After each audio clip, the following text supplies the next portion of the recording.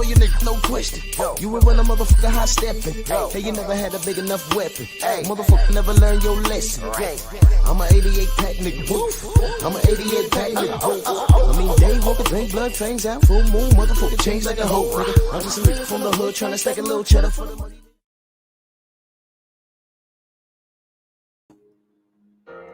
Yeah, buddy. Yeah, buddy. Lightweight. Lightweight, baby.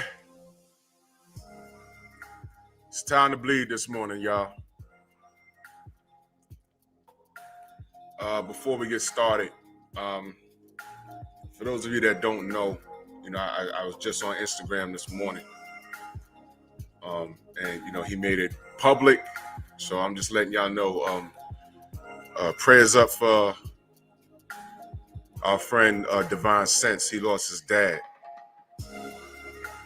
so prayers up. You know what I'm saying? Y'all make sure y'all send him a shout out. You know what I mean? Donate whatever you want to do. Just Cash App, whatever. That's rough, man. The brother lost his dad. I just saw it this morning. So, keep him and his family in your prayers. And salute to you, Divine Sense, man. He's a solid dude. Way back when he started his first YouTube channel, damn near over a decade ago. I was following him. He's a good dude. You know what I mean? So salute to Divine Sense. Prayers up. Salute to him. Oh, boy. So we got a lot to cover in a short amount of time, family. Eric Holt, Black Alpha, Jose Diaz, King Jr., Michael Johnson, Boxing Talking More, Dashiki, what up? Jason, Todd French, Crush the Legend, Shogun, Vince Valborn, Ratchet since 91, Ketty Peeps, Big Homie Coop in the building. Cesar, what up, bro? How you? Brian H., Simon Bridgman, Duke Todd, Jelly Bean, MP, what the fuck? The Divine Spark, salute, man. How are you? Yes, sir. Jeffrey Lopez, salute. Shamar, what up? Hold on a second, y'all. Hold on a second.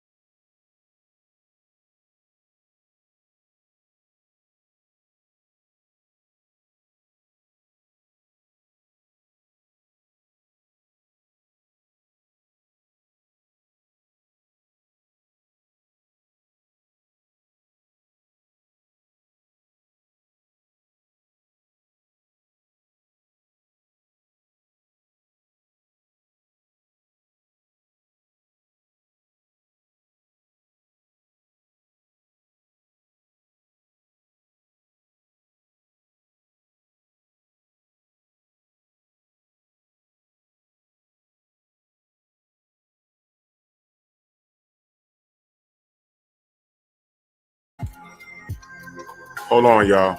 I gotta take this call. It's very important. Hold on, y'all.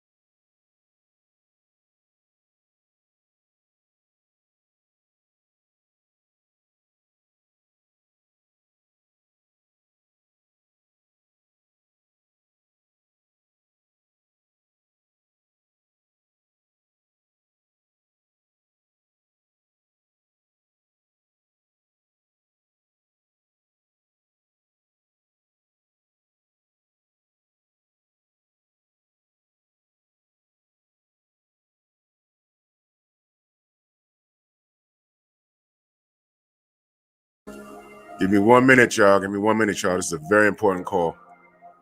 I'm coming right back. I'm sorry.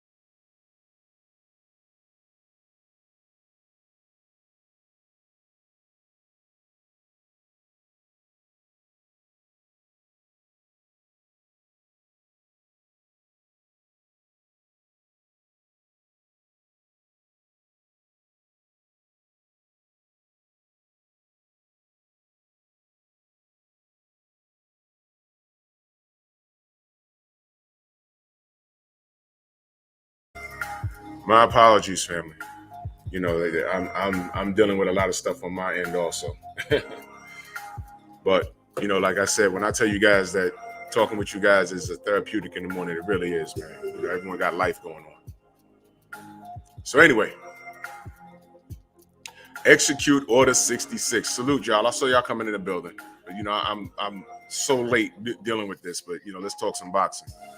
Execute order 66. Let me break this down. You see the faces on here. Mauricio Suleiman, he gets a lot of blame, and rightfully so.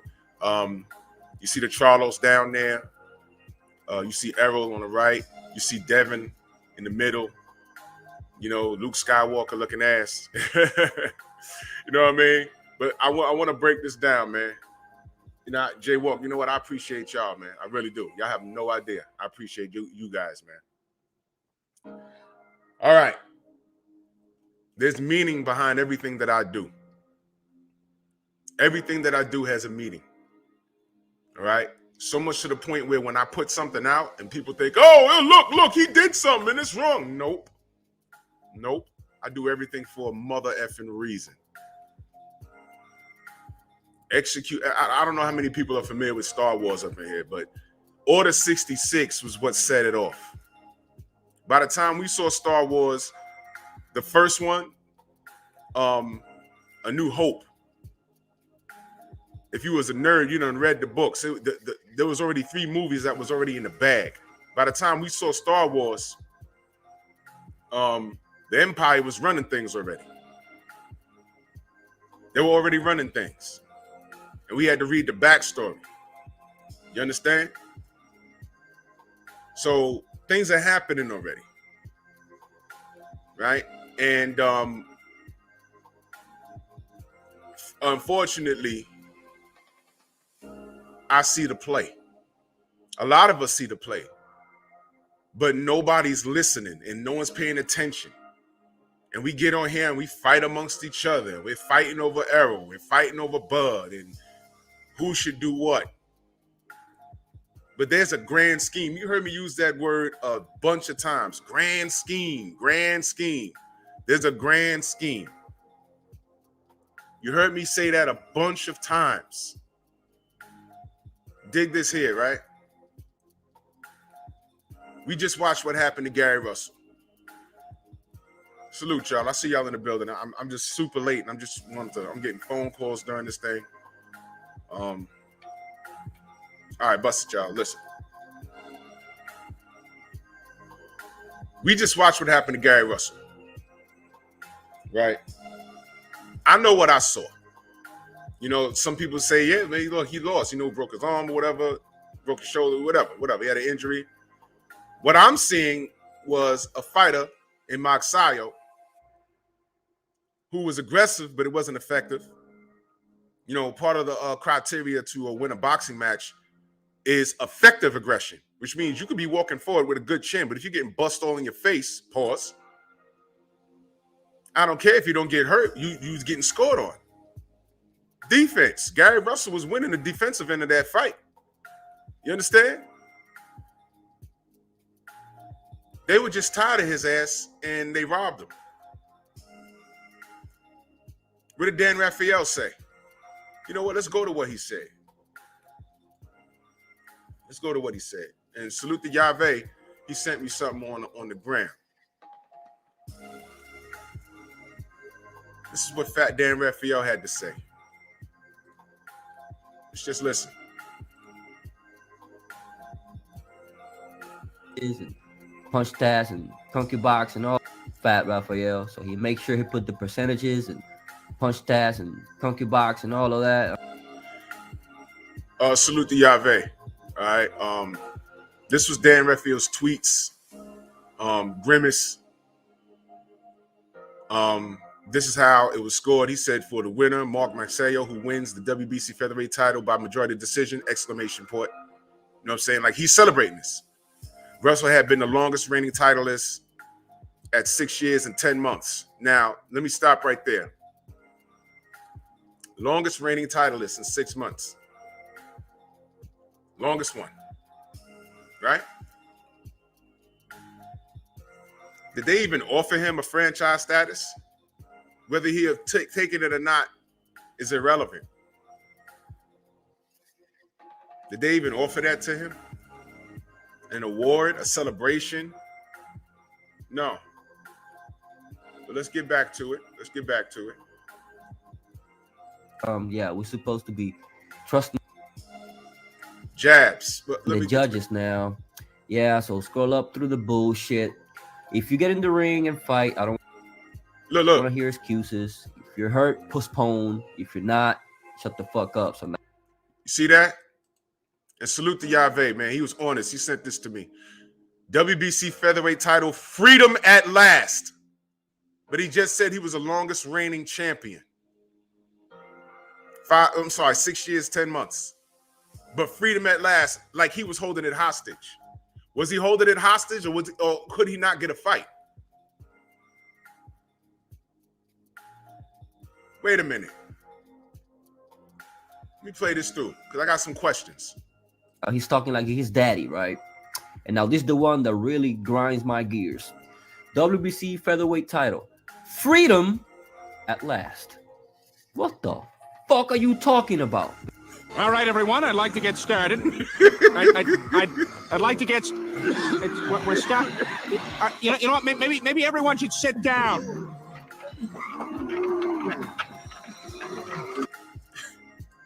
I ain't gonna play all of that because, you know, that's probably a Family Guy flag or whatever. But salute to Yahweh. He sent that this morning.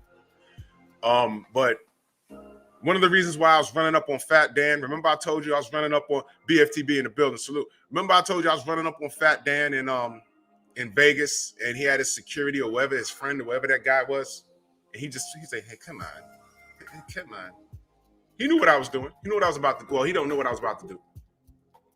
All he saw was a 6'2", 230-pound black man hustling towards Dan. I just had some questions. What the fuck I was gonna do? Hit him? I ain't trying to get arrested. I had questions. I had my phone out and everything.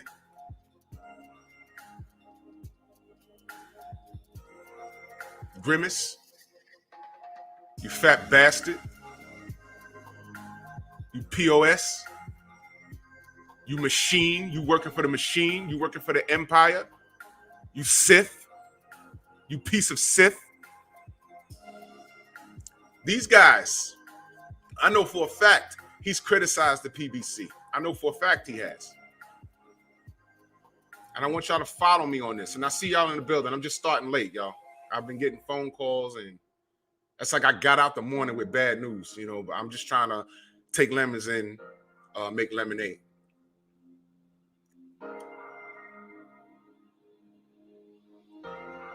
I know for a fact he's criticized the PBC and a bunch of PBC fighters. I know that for a fact. I know he has. That's what he does.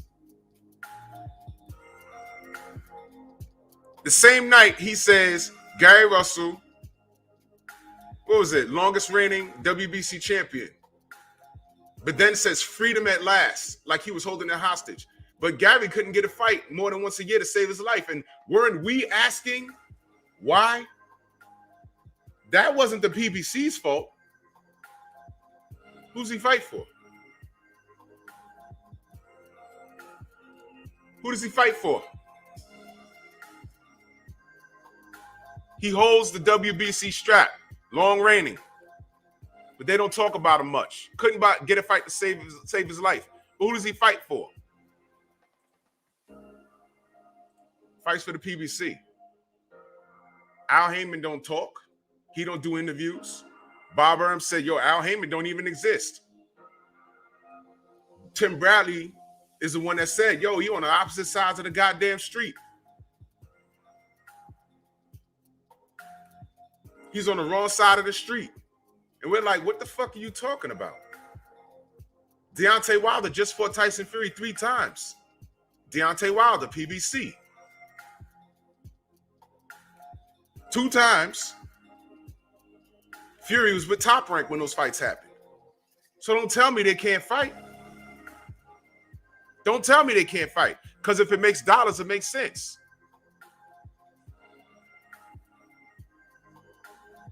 So how is it that as soon as Manny Pacquiao leaves Top Rank, he goes to the PBC, he gets Keith Thurman, he was about to get Errol, that ain't happened, he gets Ugas, he lost, but then he starts bringing in his fighters, and look at what's happening.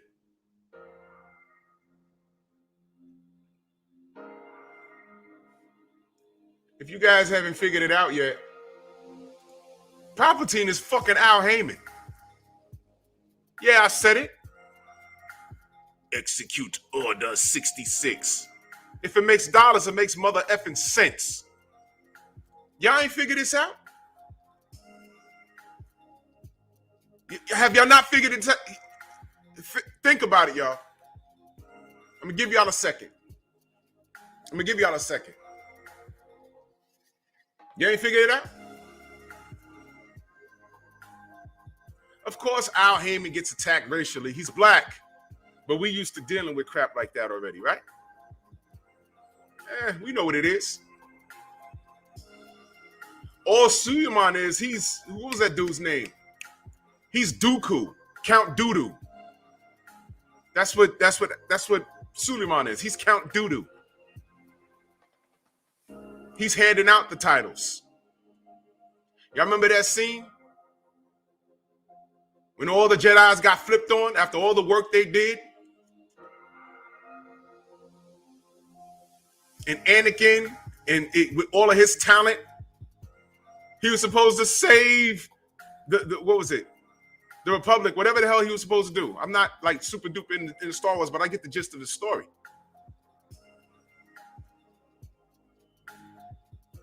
And he goes to the dark side and he starts killing kids. Like how Floyd is trying to kill Tank Career. Uh-oh.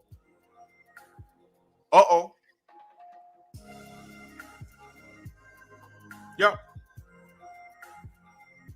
He started killing kids. Remember when Obi-Wan ran up in the temple and he was like, yo, Anakin was killing kids? Yeah, he struck down all those kids. Yeah. Yep. Darth Vader. That's Floyd. Remember all of the... Yo, listen, man. Listen. Right is right and wrong is wrong. And I got a problem when I'll see a fighter that's the same ethnicity as me, and they're doing something stupid in or outside the ring, like, you know, Adrian Broner, prime example. And he'll do something so stupid outside the ring. And we'll get on here and be like, yo, man, you know, that's, come on, AB, what the hell you doing? And blah, blah, blah, blah, blah. And we're holding them accountable. And then you look in your chat and you see a notorious racist. Yeah, that's why I don't like AB. And you're like, hold on, I know who you are. I've seen you on other channels from back in the days use the N-word. Don't come over here co-signing. Don't do that. Don't you dare do that. Salute to Robert Singleton in that super chat. He said, Suleiman hand out belts like participation trophies. Yeah, of course. Yeah. Salute to Big Dog Willie in the super chat. He says, salute to him. Here you go. God gift him. Whatever, brother. Yeah.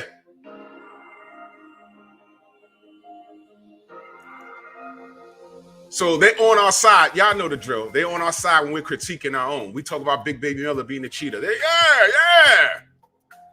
He should never fight again. We talk about AB. And then we say, yo, look, there might be something else going on with him. Maybe he need to go sit down and talk to somebody. No, he need to never fight again. Whatever. I ain't say all that, but whatever. But then Ryan Garcia gets a little mental tickle. Oh, yeah, let him get some help. Canelo get caught cheating. Oh, it was only a little bit. But Broner has a mental collapse. It's whatever. Big Baby Miller has a drug problem. It's he should never fight again. Y'all know the drill. Y'all know the drill. So I get a little annoyed when we're talking about boxing and we're holding fighters accountable. And they take that time to get on some I told you so nonsense. But it's hard, you know, because we never allow the other ethnicities to attack Al Heyman because we knew where it was coming from. You could read it. You could read it. You could read it. You knew what it was about. Al Heyman came in and gave us free fights on TV. And we was getting a lot of boxing and the fighters were happy. Even I think Vanis Maldarosian left Al Heyman and openly said he regretted it. Salute to all of you racists. Leo Santa Cruz named his son after Al Heyman. Yeah, that's a true story. That is a true story. Salute, Focus Ball. I see you. That's a true story. He did. What I'm trying to let y'all know, the race game is getting played on a low level. It's like slinging rocks. Y'all remember the crack era? Y'all know how crack got to this country, right? I ain't gonna go through all of it. But no black people in the hood had access to borders to bring it in here. It was brought to the neighborhoods and given out like the guns in Chicago. They were finding shit and out. I ain't even gonna get into it.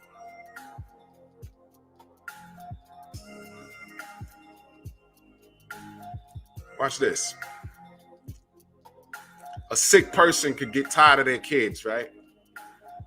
It says, you know what? I know how to fix their ass. I'm going to take a deuce. I'm going to put 2 bullets in it. And those 2 3-year-olds in that room, I'm just going to put the gun on the floor. I'm just going to put it on the floor. Somebody going to get it. Y'all get it? Black people ain't have access to airplanes and things like that. So how did it get here? How did it get here? Now, I know. Ain't no one told them to smoke it or sell it. Look, How many grown fools do you know? This is my only way out the hood. Looking ass. It was a handful of people doing it. Everybody else is trying to get out the hood the legal route. Remember that. Remember that. I missed the PBC toe-to-toe Tuesdays on FS1. Salute, Robert. Yeah. While we liking boxing and we just wondering what the hell's going on, there's bigger things afoot. Thank you, healer. Ronald Reagan did that shit.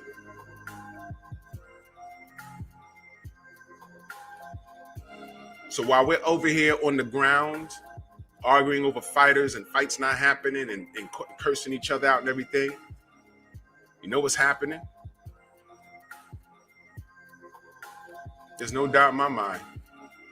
Bob Arum has Al Heyman's phone number. And they've been on three-way calls with Mauricio Suleiman, Count Dooku, or Count Doodoo. And Palpatine, a.k.a. Al Heyman, is doing this. Look, Bob Arum has left a trail of destruction all through the boxing world. But he's made some millionaires. But he's left a trail of destruction. He's 90 years old. He's on his way out. And I'm not saying that. I'm saying it because he's 90 freaking years old. You know who he is? He's the dude that blew up on the first Death Star. Forgot his name. That's who Bob Arum is. But Palpatine is Al Heyman. Why has anyone answered that question? We've had Batman on. We've seen that he's been here. He's been on everybody's channel. And everyone's asked him, what's up with Gary? And has Batman given an answer? No. He just says, yo, I don't know. You can't get a fight more than once a year. I don't know. And if he don't know, there's no answer. But we see Dan Raphael on Twitter. And it's like, you shit on Gary Russell.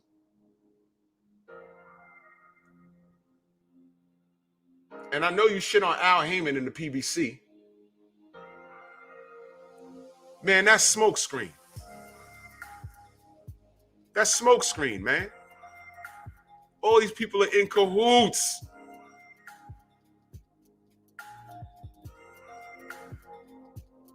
Y'all don't get it? Y'all don't understand? There's no sense in screaming about it anymore. How'd they do that to Gary Russell? And they mystify the whole process by saying, yeah, you know, longest reigning titleist. But in the same tweet on the same day, freedom. Like he was holding it hostage, but he couldn't get a fight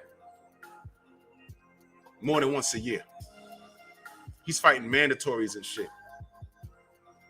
But then when the right turn came along, when Manny Pacquiao came over to the PBC, and he brings his guys with him, they needed an heir to the throne. That guy, Max Sayo, is not that good, man. He's okay, but he's not that good. He couldn't take out a Gary Russell with one fucking arm. And Freddie Roach, you remember him? What was going on in that corner? You know, you need to step to the left and then. Yeah, one arm, man. Balls to the wall. Get him out of there, man. That was your trainer of the year like 4 years in a row or something? While Derrick James had how many unified champions running around in Texas? Yeah, why does the LDBC exist? Well, here you are. How about that? How about that? Al Heyman is Palpatine. How about that? You haven't figured it out? As much good as he's done, aren't we like scratching our head at other things like, why isn't this happening? Like Gary Russell fighting more than once a year. Why isn't that happening? Huh? I don't understand.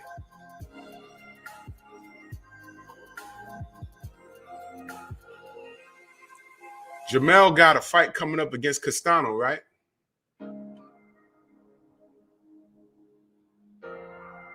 Right? Salute, Terrence. He got a fight against Castano coming up, right? That shit go to the cards, and it's exactly like the first fight. What you think's gonna happen? What you think gonna happen? That'll be over with. Yeah, There's been a lot of talk about Canelo fighting Jamal Charlo now. What you think's gonna happen? If there's no knockout and it goes to the cards and it's close, who do you think's gonna get the knock? Devin Haney says, I'll fight Kambosos on Jupiter. And he meant it. If he takes his ass down to Australia and it goes to the cards and he's winning the whole fight, but he gets into a little problem like he did against Linares somewhere in the middle of that fight, what you think's gonna happen? Execute Order 66.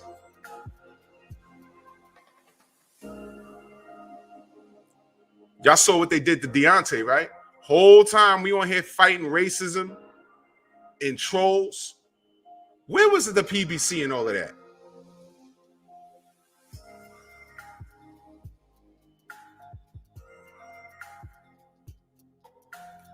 Whole time I was saying, how they letting this happen to him? Deflated gloves and water and all of this shit. Why are they not? What the fuck is happening, really? The fighters, the Jedis, they don't know any better. They're swinging their swords and they're happy they can make shit move with their hands. Yeah, not my problem. Right? And we was out here saying, no, it is your problem. Because what could happen to D could definitely happen to you. Y'all understand? Devin Haney's about to go to Australia to fight George Kambosos. That can happen. Are y'all not concerned about that? And I know I give the Charlos a lot of shit, but he's about to get in there and fight Castano again. If it's close, how about this? If we know what we see, it would say, yo, look, Jamal out-hustled him. I have him up at least 2 or 3 rounds. What you think's going to happen when it goes to the cards? And now Canelo's entertaining Jamal. What do you think's going to happen if it goes to the cards?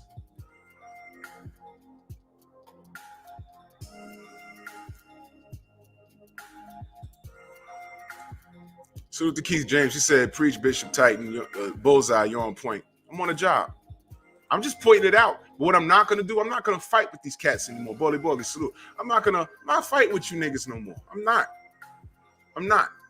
When all of this shit turns, y'all go ahead and do your channels and call yourselves impartial.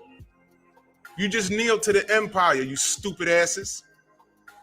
Y'all don't see this shit? While we're on here fussing against the little racists, because trust me, the racists are the minority. Let me point that out. The motherfuckers that do drive-bys and throw rocks and say the N-word and they sub to you for about a month just to get in here and say something stupid and leave. I'm not worried about them. You hit them with a wrench and you keep them moving. We're trying to talk boxing here, and you're the retarded kid that needs to be in the special ed class. You remember that one kid that slipped through the cracks and like, yo, you took it at the teacher like, yo, this nigga behind me is foaming at the mouth. He's eating pencils. He can't keep still. How did he get here? Did y'all miss this? Did y'all assess this kid? Get him the fuck out of here. Teacher said, oh, yeah. Come, no. You don't eat pencils. Get out. He needs to be in the M class, the special education class. Fuck out of here. Those are the niggas that wait for whatever I put it up just to get in here and say something. And that's retarded. That's stupid behavior. What we're talking about is a sport we love, and this is serious. I keep it so simple over here. I don't go through numbers. BFTB does a brilliant job at that. I don't go through all of that shit. I keep it simple. I'm using a movie analogy. Yesterday, I just sat here and thought about it. I said, that makes sense. Al Heyman is Palpatine. He's about to fuck all of us. Don't say I didn't warn you. Jamal, Devin, they need knockouts.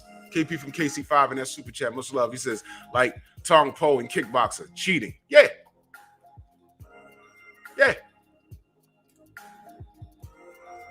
Errol Spence.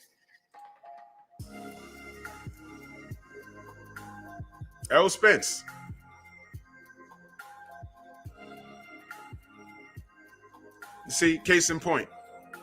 Case in point. This is the shit I'm talking about.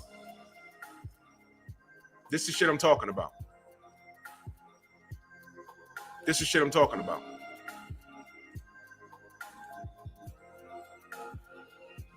That's the shit I'm talking about. Sat here, and I seen him for a little while now. Sat here, waited, and waited, and with Thrill Hill salute, Joseph Townsend salute. Waited. He's in here snooping. I'm talking boxing, and now he's in here throwing rocks. This is what I'm saying. We're talking boxing. I thought this was a sport that we loved. I'm out here saying racism is bad. I'm out here, you know, I ain't got to prove myself to anybody. You know what I'm saying? But people know my heart. They know, you know, I support Andy Ruiz. Back in the day, I said, yo, I want to see a Mexican heavyweight that fought like Marco Antonio Barrera because nobody at that time could deal with him. And I thought I had something with Chris Arreola, but, you know, he didn't pan out. I love the sport of boxing. And you say one thing that stands against somebody's core beliefs, which is their racism, and they do that. Now, obviously, this fella, BFTB, you know, pissed him off, and now he comes up in here and thinks it's sweet. You're not going to insult and violate my brother. You can't stay. Get out. You can't stay. Get out. Matter of fact, I'm going to make sure you're blocked.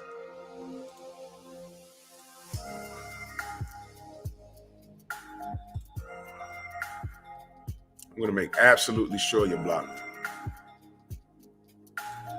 Like I just said, didn't I just say the retarded kid in the class that slipped through the cracks? You know what I'm saying? The retarded kid in the classroom bouncing around that slips through the cracks. There you go. Fucking idiot. Yeah, you're done.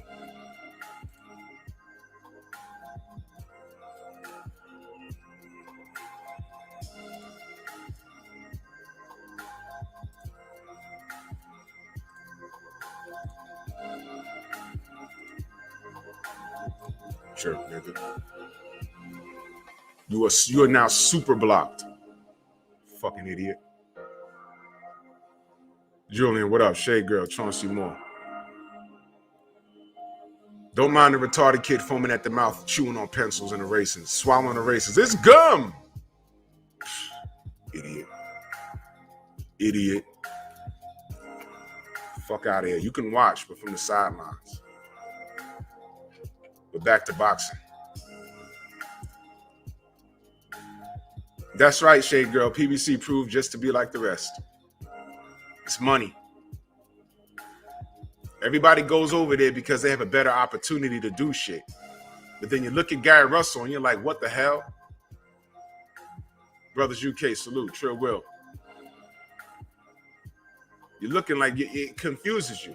How many times you've seen Batman on these platforms and they ask about Gary? They're like, what's going on with Gary? And Batman's like, I don't know.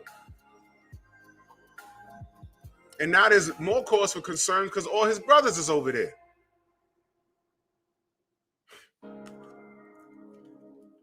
My only wish is that him and Devin agreed to terms and they just fought. They needed to do that shit for themselves because that fight was made right here on YouTube. That fight was made on social media and old media started talking about it. They didn't even need a network for that, to be honest. If they signed and made that fight happen, don't need no network. People would have been going at Bill and the Russells.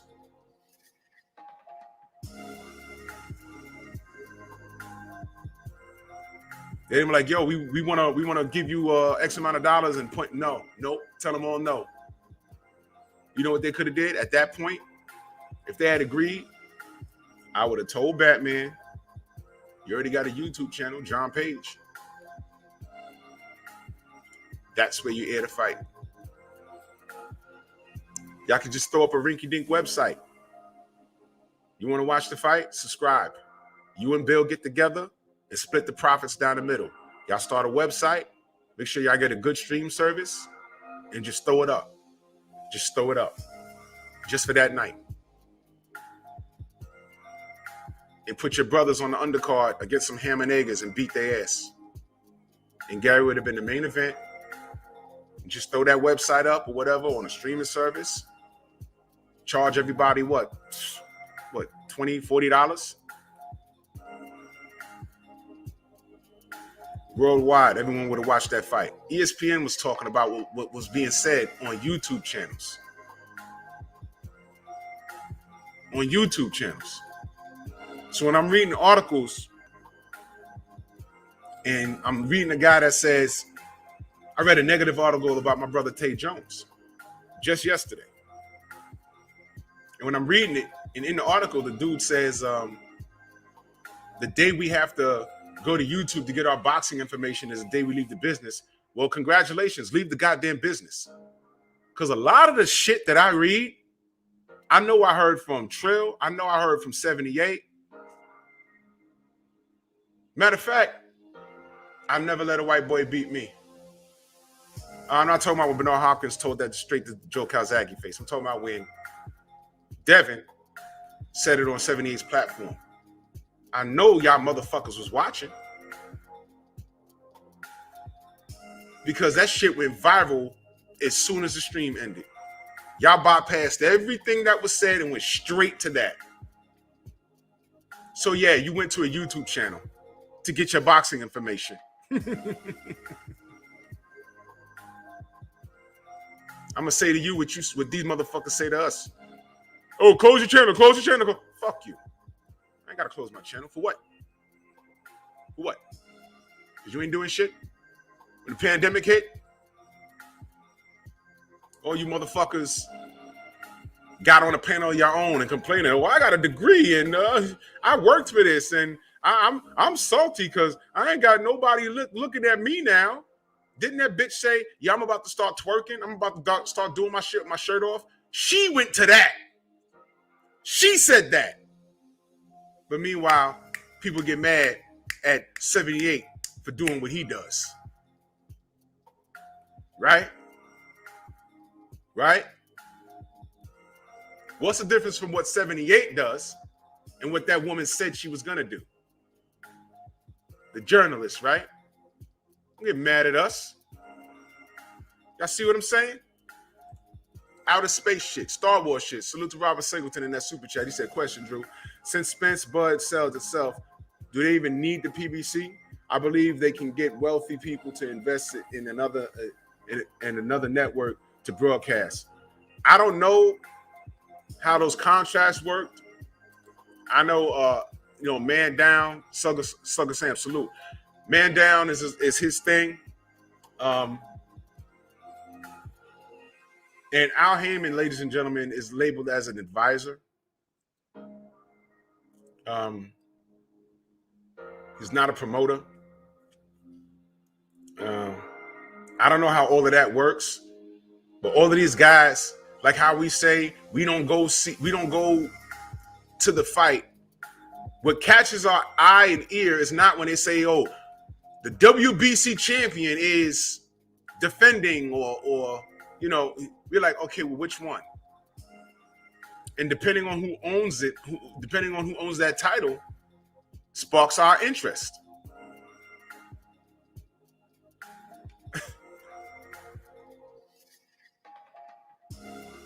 Now, what happens when that G5 salute? What happens when that champion loses? Well, this is what I was saying yesterday. Deontay could just come out of left field next week and say, hey, man, I agreed to terms and we signed the contract. Me and AJ are fighting. Date to be announced, but it's happening. And then we turn to Eddie Hearn. He says, yeah, it's done. We're just going to decide on a date, but it's happening. It would be unwise for them to come out and say that. You know why? That means AJ has stepped aside. Now Usyk is going to fight Fury, and they're going to be sitting there like, yo, shit. We need to wait for them. Because whatever date they're fighting, we got to do it a month before or after. We got to wait on them. And like I told y'all yesterday, I would love for AJ to step aside with a purpose. Don't take 20 million and just sit on your ass for the winner. Take 20 million and fight Deontay. Because y'all guys can make a statement now. Both of y'all are beltless. Both of y'all have lost twice. But still with that, and this is no shade to Usyk. I like Usyk. But he's not a rock star. And contrary to popular belief, Fury is not a rock star. That's been proven. So when they sign, if Usyk signs to fight Fury on whatever Saturday, AJ and Wilder should sign to fight each other on that same day. And we'll see who watches what. Say Louis Mix in that super chat, much love. He says, salute to you, fam. I appreciate you guys, man. I really do. We'll see who the rock star is in that equation. Ghost, what up? Mr. Finesse, what up? AJ been a rock star, right? Selling out Wembley. Could Tyson Fury sell out Wembley? Oh, I'm sorry. He can't even go to Wembley and fight. Hey. He fought Deontay to a draw. Top Rank signs him. Leon Robinson, salute. Top Rank signs him. Brother Cole, what up? Top Rank signs him. 2 events, they flopped. Don't nobody want to see him. He only did numbers when he had a good dance partner. Wilder, dance partner. AJ would be a dance partner. Usyk, is anyone checking for Usyk over here on these American shores? No, I'm just being honest. And Usyk has all the skill in the world. Ramon Lane, salute. Kane the Bad Guy, Jay Gibson, Bully. All the skills in the world. Did I say Usyk can't fight? No. I think he beats AJ again. Unfortunately, that doesn't translate to dollars. You want another example of that? Tim Bradley beat Manny Pacquiao the first time, allegedly, right? Did he get any more fans that he had in the first place? No. What he got was a whole bunch of hate and death threats and suicide thoughts. And it fucked with him so bad, he went in there against Ruslan Provodnikov and fought the dumbest fight I ever seen him fight. Dumbest. Had him talking slow for months after that. I was like, I'm watching this fight. He's like, yeah, he got to box this guy. Why is he doing this? Oh, because he let social media fuck with him. He let death threats fuck with him. He let some racist Pacquiao fans fuck with him. That's what happened. Where was your mental strength then, Timmy? And it was that transformed him. He allowed that to transform him.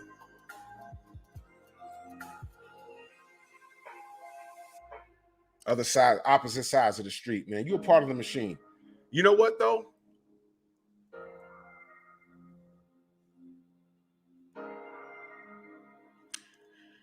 You remember when Qui-Gon Jinn, I'm getting on my nerd shit right now. You remember when Qui-Gon Jinn brought little Anakin amongst his peers or the Jedis? They say, yo, look, chosen one, this guy's strong. The force is so strong in him. And everyone was like, yeah, you know. And then Yoda looked at him and said, I don't know about this one. Something ain't right with this kid. I know he powerful. I sense it too. Something ain't right. Something's not right. And Qui-Gon Jinn was insistent. And then he looks to Obi-Wan and says, yo, I need you to be his master. All right. Whole time, Yoda's like, I don't know about this one. I don't know about this one.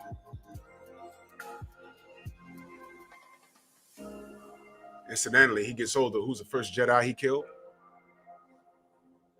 The black one. I don't know. I don't know, Jeff. I don't know. But if it makes dollars, it makes sense. Baxiana, salute. That's right, Marcus Walls. Yoda knew from the beginning. He said, I don't know about this one. In fact, didn't he tell his ass no? Didn't he tell him no? Leave his ass on Tatooine or whatever the fuck. Leave his ass there. Leave him. Because any of y'all that knew the story, or I've seen, there was books. Star Wars came out when I was a kid. But in between that, there were books and everything else. There were side stories. And what we saw Darth Vader do in the movies was nothing like what he was doing in those books, man. Marcus Wall says Star Wars is my ish, Drew, no doubt. So you know, they showed Anakin the utmost kindness, but there was something wrong with him. He was a loose cannon, easily manipulated. They don't fall in love with a girl. Fucked around and got all those Jedis killed, man. He went in there, he started killing kids. What? Hey, Wavy, salute. Who's Darth Vader in this equation? Xavier, what up? Darth Vader in this equation? It's Floyd Mayweather. What? Without question. You know, sometimes I wonder, I say, God damn. Should they have left his ass where he was? Because he was a hero for a minute.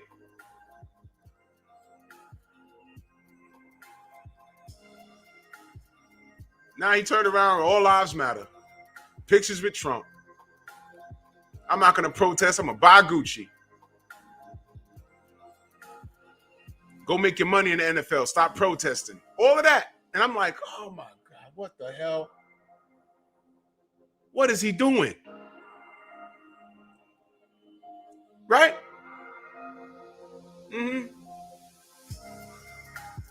Fucked around about to get fucked around about to get these Jedis killed. The Charlos that don't know what's going on, not paying attention.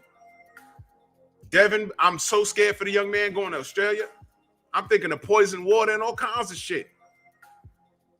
They're going to open the locker room door and shove a kangaroo in there, and he's going to start kicking everyone's ass.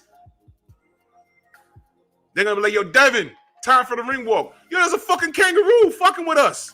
Who did that? I don't know, but you got the ring walk in 5 minutes. Get to the ring. How'd Devin get that cut on his chest? Someone put a fucking kangaroo in the locker room. Nobody know nothing. Call Al. Yo, your WBC champion had to fight a kangaroo before you fought Jeff Horn. Al, hello? Al don't talk. Palpatine, execute Order 66. Yep.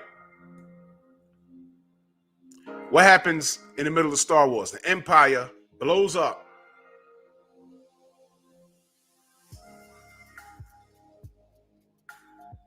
The Sith disappeared, but didn't really.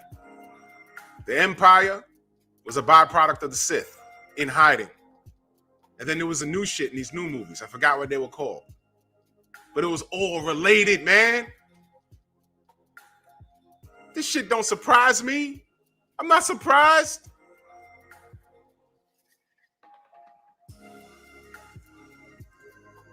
I'm joking, but I'm not. DP Rocker, salute. Floyd, like, Tank, I'm your father. Exactly. Tank is sitting there like, God damn. Picasso, salute. Steph, salute.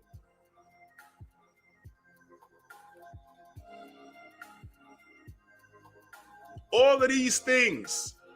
Look at this. All of that money Floyd got. By himself, he could take over boxing. And he could do things, simple things. Y'all was in the Strong House on Sunday. There's a lot of fighters that need help. I spoke about things like not a union. A union, I think they'll actually send people there. They'll send people that people start getting contracts put on their head if they form a boxers union because it'll be over. But what about a pension for these fighters? What about that? All right, we ain't gonna mess with y'all and the promoters or whatever, but you know what? We want to organize a pension system. So to allow things like that to happen, you have to make it sound good. Hey, Bob, you tired of guys talking about you dicking them around on money? I know you don't care, but you're gonna leave Top Rank in the hands of somebody. Here's an idea. I'm gonna start a pension system so when these guys retire, they can at least have something for themselves. And the one thing they won't be able to say is, Bob dicked me out of some money. Because if I had somewhat of a career, I ain't got to worry about medicine, hospital visits, or a roof over my head. I'm not going to be the richest, but I'm not going to be homeless. I'm not going to need help. Put together a pension system, a medical plan specifically made for boxers.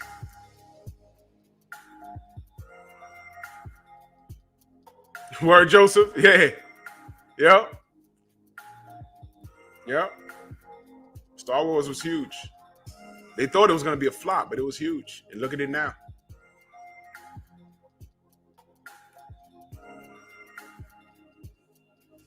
Y'all got to see the play, man. They got to see the play. Floyd could fix boxing on his own. You got to ask yourself, why is he not doing that? You know what's similar to?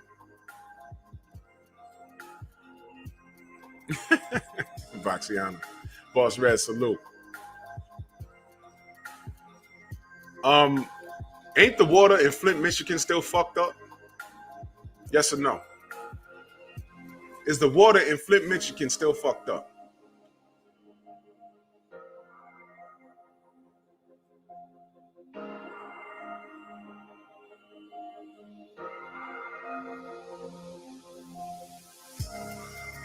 $704 Joe, salute. Leon, salute. Eric R, salute. Yeah, so it's fucked up, right? I don't know how much of an easy fix it is mechanically, but between Jay-Z and Beyonce, they ain't got like pocket change to drop in there to fix the goddamn pipes.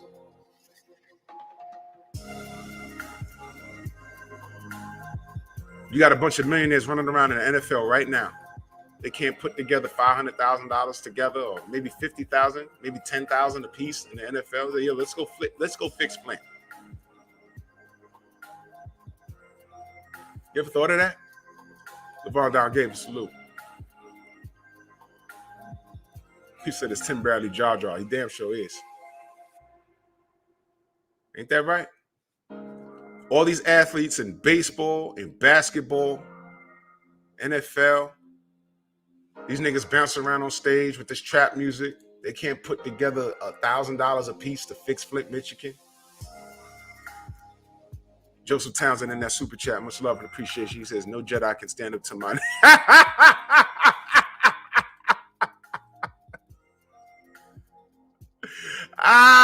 Give power to my nigger sword! Oh. Nobody want to fix those pipes in Flint? You know why? Why are the pipes fucked up in Flint? Why are they fucked up in Flint in the first goddamn place? I'm sure somebody said, you know what, we got to get together and fix what's going on in Flint. And their accountants that were from another ethnicity pulled them to the side and say, yo, look, what you're doing is noble, but don't get involved in that shit. You ever thought of that? Don't you put your money, don't fix it. Leave it alone. Don't get involved. What you mean don't get involved? There's people, there's poisonous water. Don't get involved in that. That's something else. That's happening for a reason. And what they're doing over there is a grand scheme. You can go ahead and get involved in that if you want to, but I'm advising you, stay out of that. Because next thing you know, your mama gonna die. You know what I'm saying? You ain't gonna get signed with a new deal. I don't care how many yards you run. And life's gonna get real difficult for you. Leave it alone. Don't get involved in that. Yeah, Picasso, yeah. Ain't it weird? Everyone got money. Right? Think about it. Don't get involved. Leave that shit alone. Don't do it. That's something else. Hold your money. There's things going on beyond our comprehension. I'm telling y'all. This thing going on in boxing, us fussing and going back and forth and cursing each other out on YouTube, small potatoes, man. I got fighters coming out of here. I know Healer. I know, brother. I got fight. He agrees with fire. Salute. I got fighters. That's right. That's right. That's right. With LeBron, you know, I put a cap on talking bad about a lot of. I did, bro. I'm sorry. Let me go back up here. You talking about this one, Joe? You talking about that? You talking about that one? Give power to my nigger sword! Then let him taste the fury of my nigger sword! How does Floyd allow what's happening in Michigan to happen?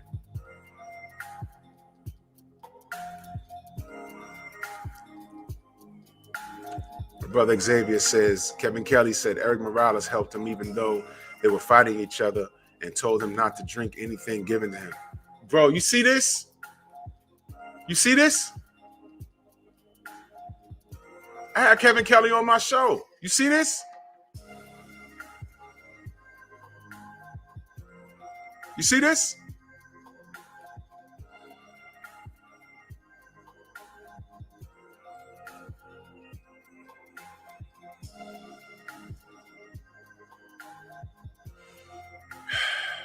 Michigan tells majority black city not to drink tap water amid lead crisis. So you can't drink faucet water and you can't drink the tap water. They are trying to kill people over there. They even had situations where they cut on their faucets and fire come out the goddamn. Come on, man. Come on, man.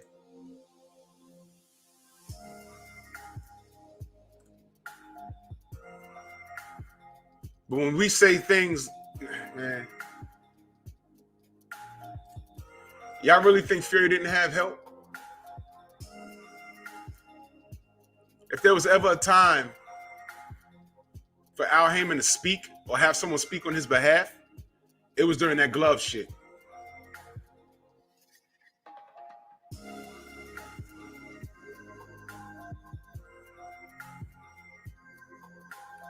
All right, Mike. All right, Mike. I got you, fam. I got you.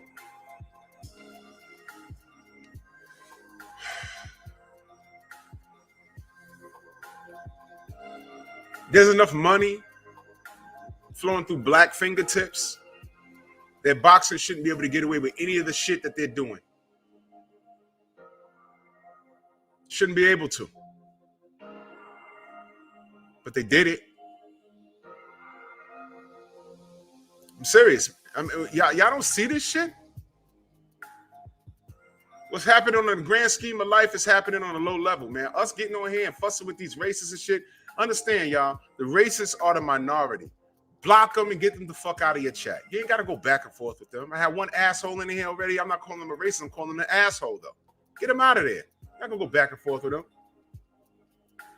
Thank you, BFTV. The glove shit was a time that Al Heyman should have said something. But he exercised his right to remain silent. The time for him to say something was right there. Everybody else was saying that they were calling us crazy. Motherfucker, we the people that paid money to see this shit. We the people that support this shit. He was quiet. He exercised his right. He didn't say anything. Leonard Ellerby ain't say anything. Nobody said anything. Floyd, they didn't say anything. And when niggas decided to talk, did they support Deontay? No. They just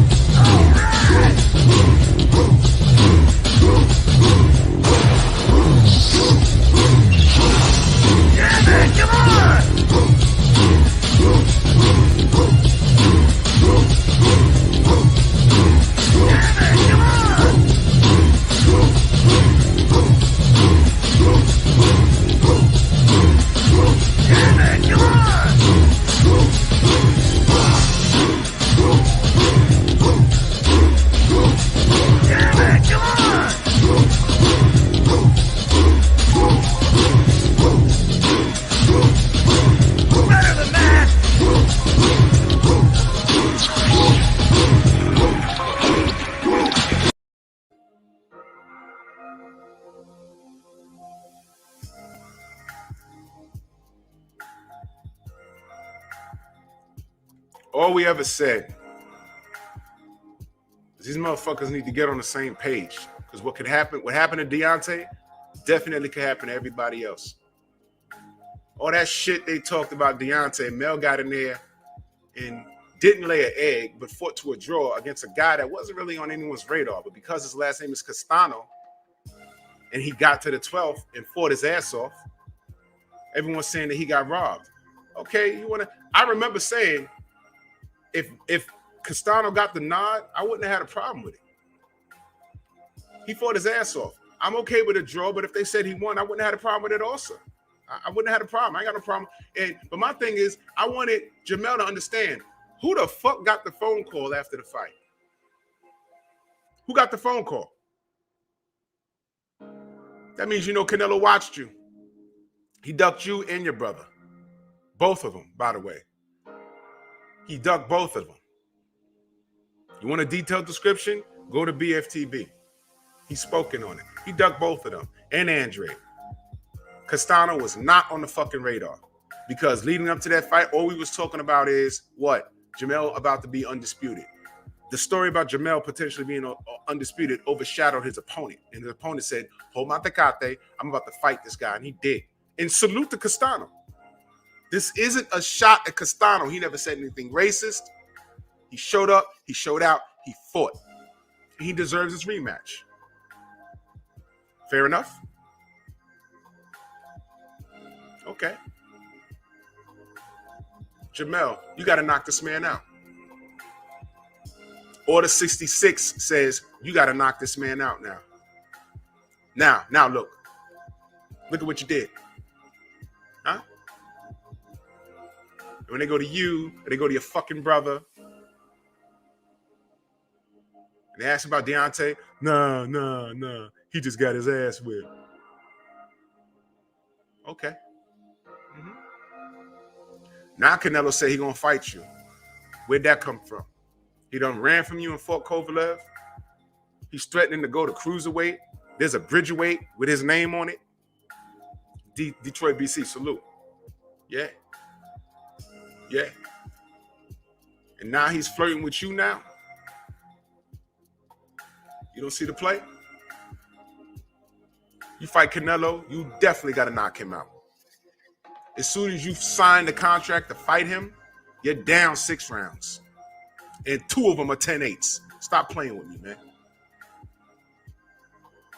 Because at that point, when the bell rings, you got to convince the judges that you're going to win the fight. You dumb niggas went to the Caleb Plant Canelo fight to start a fight with Jarrett Hurd.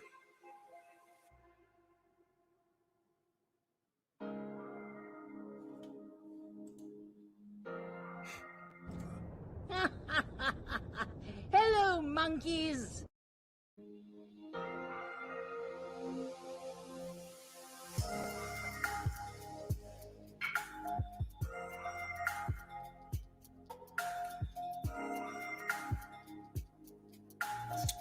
These guys got all this talent. All the talent in the world.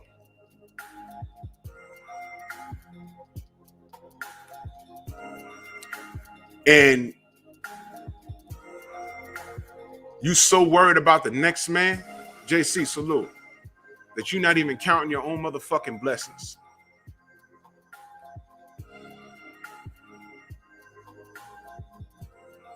All that time you looking at Deontay and how's he doing this? He's not even a real heavyweight. He don't have any of the skill that we have.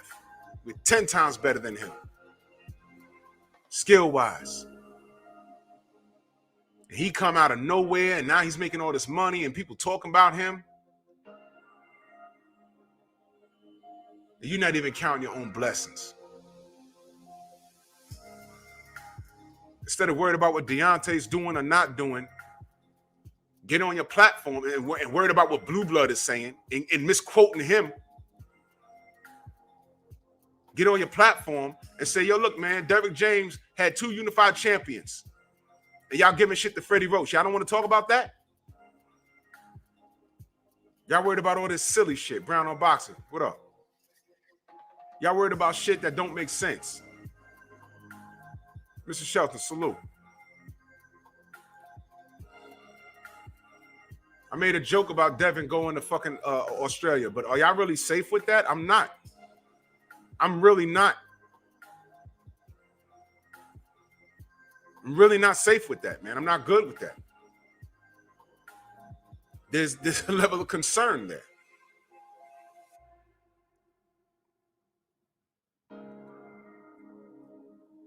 You know what power would be? And Fred said this a while ago. And I thought about it and I said, man, power is Clarissa Shields fighting. And she looks down at the front row and she sees Floyd Mayweather sitting there with a GWOAT t-shirt, and Deontay sitting next to him, and the Charlo sitting next to him, and Andre sitting next to him, and Devin sitting next to him, and the whole Russell clan sitting behind them in the second row. And every black fighter you could think of with a GWOAT t-shirt on. Top Rank, you got PBC, you got DAZN. When that sister fighting in the goddamn ring, they're one. Hey, that's racist. That's racist. Huh? Huh? Is it? No, that's black unity. Fuck you scared of? Fuck you offended at? You know how many boxing matches I've been to when there's a Dominican fighting a Puerto Rican? A Mexican fighting a Puerto Rican? Do you see those stands? Mm-hmm. So if what I said just offended you, I don't care. We need that because right now we're unorganized. We're not outmanned, we're unorganized. All those names I mentioned, all of the Russells, Devin Haney, Andre, the Charlos, Floyd Mayweather, Deontay Wilder.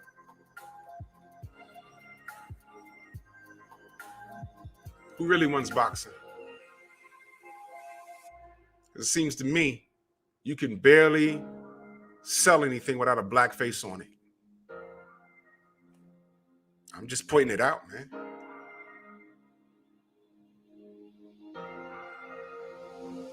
Off of that, Clarissa will get a lot more sales. Because in between rounds, they'll be putting that camera on everyone's face. Look who showed up. In a mediocre-sized venue. Imagine when she fought that MMA fight in that small venue. Imagine if all those names I mentioned walked through the door and sat right there. They'd be like, oh, shit. There's over $1 billion sitting here in front of us. From Floyd Mayweather to Deontay to the Charlos, to Andre, to Devin Haney, to the Russells.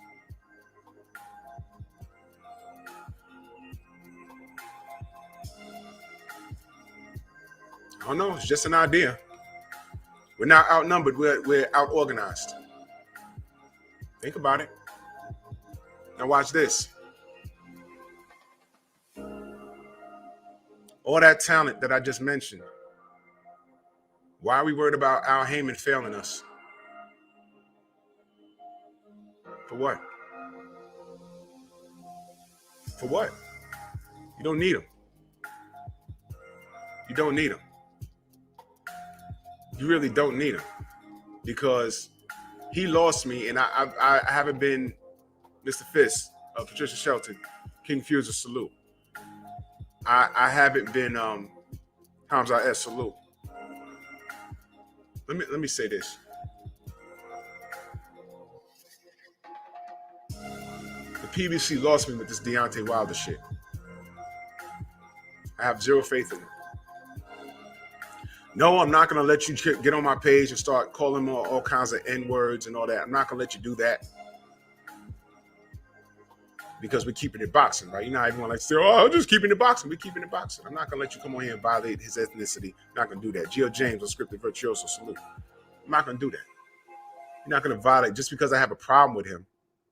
You're not going to get on my page and just start talking about, oh, yeah, F that nigga. No, you're just waiting for an opportunity to call him a nigga. That says everything I need to know about you. But we do like to say, hey, man, we hold people accountable, right? Yeah, I'm holding him accountable. He's failed. Y'all will never understand. And haters, y'all understand, which is why you try to fight against it and ignore it. The PBC failed Deontay Wilder. Failed him. Charlos, Jamel, Castano got the phone call after you fought him to a draw.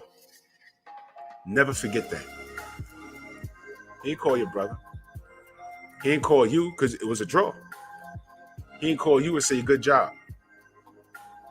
Even if he called you second, you ain't getting no call, man. I want you to think every time, think about when you told Jared Hurd that you kill him and his bitch. That's what you said. That's why you made the video reel.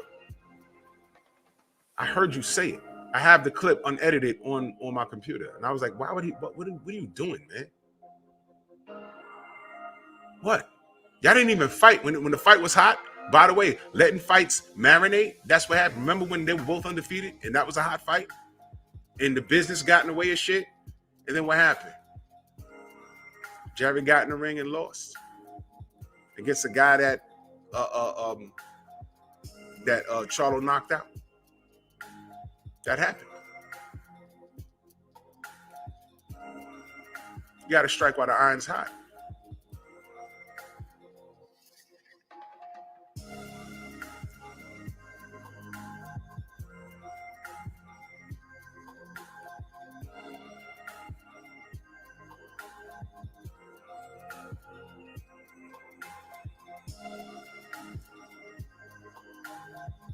How many times we saw that over the years? Too many times, bro.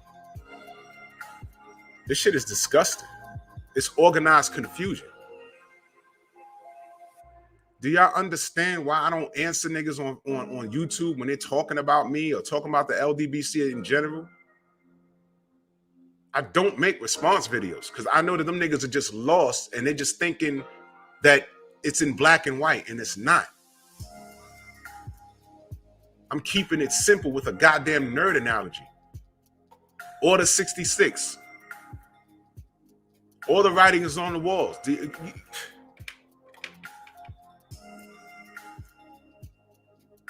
George Kambosos wasn't on the radar. Now he's an A fighter. Now he's a quality fighter. Now Devin Haney is going to go to Australia. He's going to need a goddamn knockout to win. I don't see him beating Kambosos on the cards, man.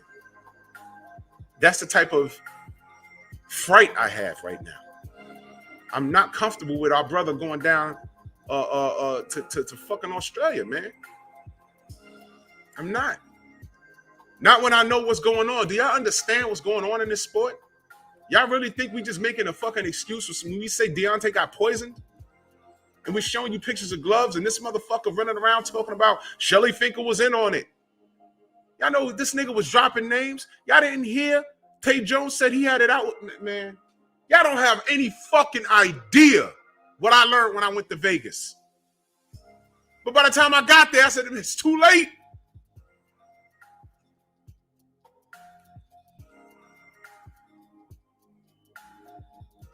He got to get the knockout.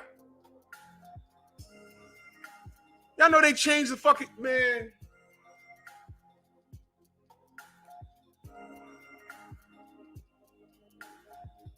It will, BFTB. It will, man. He got to knock him out, man. He got to knock him out. Now, how the fuck did that happen? This is Devin Haney. How the fuck? Wow. Kambosos came out of nowhere. Now he's going to have a fight on his home court. Now Devin need a knockout. I don't care how many rounds he's winning. Y'all remember what they did to Manny Pacquiao when he went down there, right? And who was involved in that?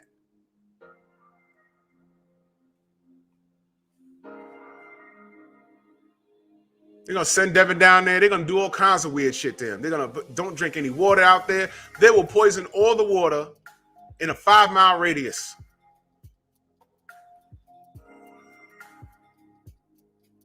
They're going to put wombats in the locker room. It's ridiculous. Devin could be winning the whole fight and have a Linares moment. And do y'all understand? When he fought Linares, Anthony Bolton, what up? When he fought Linares, do y'all understand that even the round he got buzzed in, that was at the tail end of the round. He still won that round. The next round, which I believe was 11, he didn't have all his legs back, and he did what he was trained to do. When you hurt, you hold. And never mind the fact that he lost the round, Linares, the veteran, didn't have enough skill to get him out of there. Now, although he lost that round, I said, man, Devin is ahead of his time. Although he's a kid, he's doing some veteran shit there. Lost that round because he didn't have all his marbles. And then round 12 was back to business. Slip, counter. Slick Tom, salute. This is what I'm saying. But all of that happened and what was being spoken about on Twitter. Yo, he got hurt in it. He ain't got no chin. Wait a minute, he ain't fall. He got hit Linares. Wait a minute, he ain't got no chin and he ain't fall, but Linares knocked down Lomachenko. I don't hear shit about Lomachenko's chin. Fat ass Dan Raphael. You fat fucking chitlin. You walking hoagie. Thomas, what up?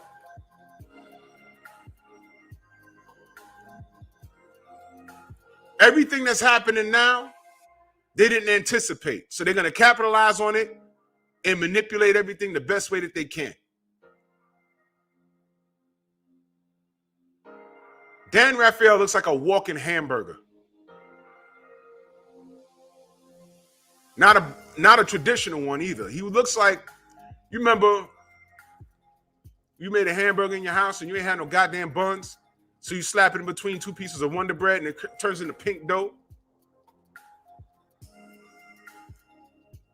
Capello, salute. That's what Dan looks like. He looks like the messed up burger, the project burger. He looks like an oven pizza. How you breathe heavy when you type?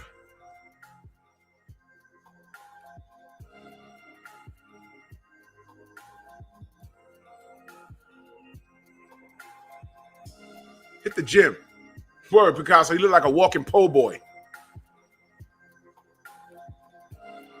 How dare you violate Gary Russell Jr.? But I know he said some weird shit about Al Heyman in the past. I can't recall exactly what, but I know he has. You know what? I'm going to assume that he has because I don't recall because I'm not on Twitter. But I know he's critiqued the PBC. I know he has. But you said that Gary Russell was the longest reigning WBC champion. Like 6 years, 10 months, whatever. And in the same breath, you say freedom, as if he was holding it hostage. That was your time to say, wonder why Gary only fought once a year.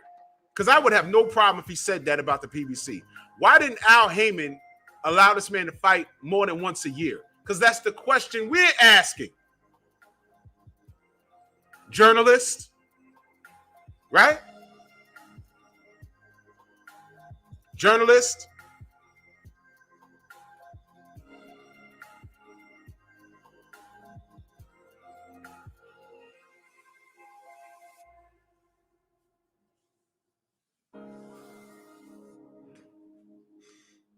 All these sanctioning bodies are in cahoots. Why the fuck did that happen to Mike Fox?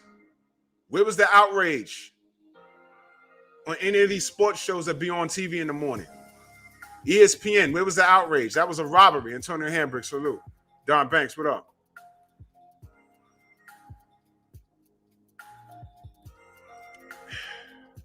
Hope so.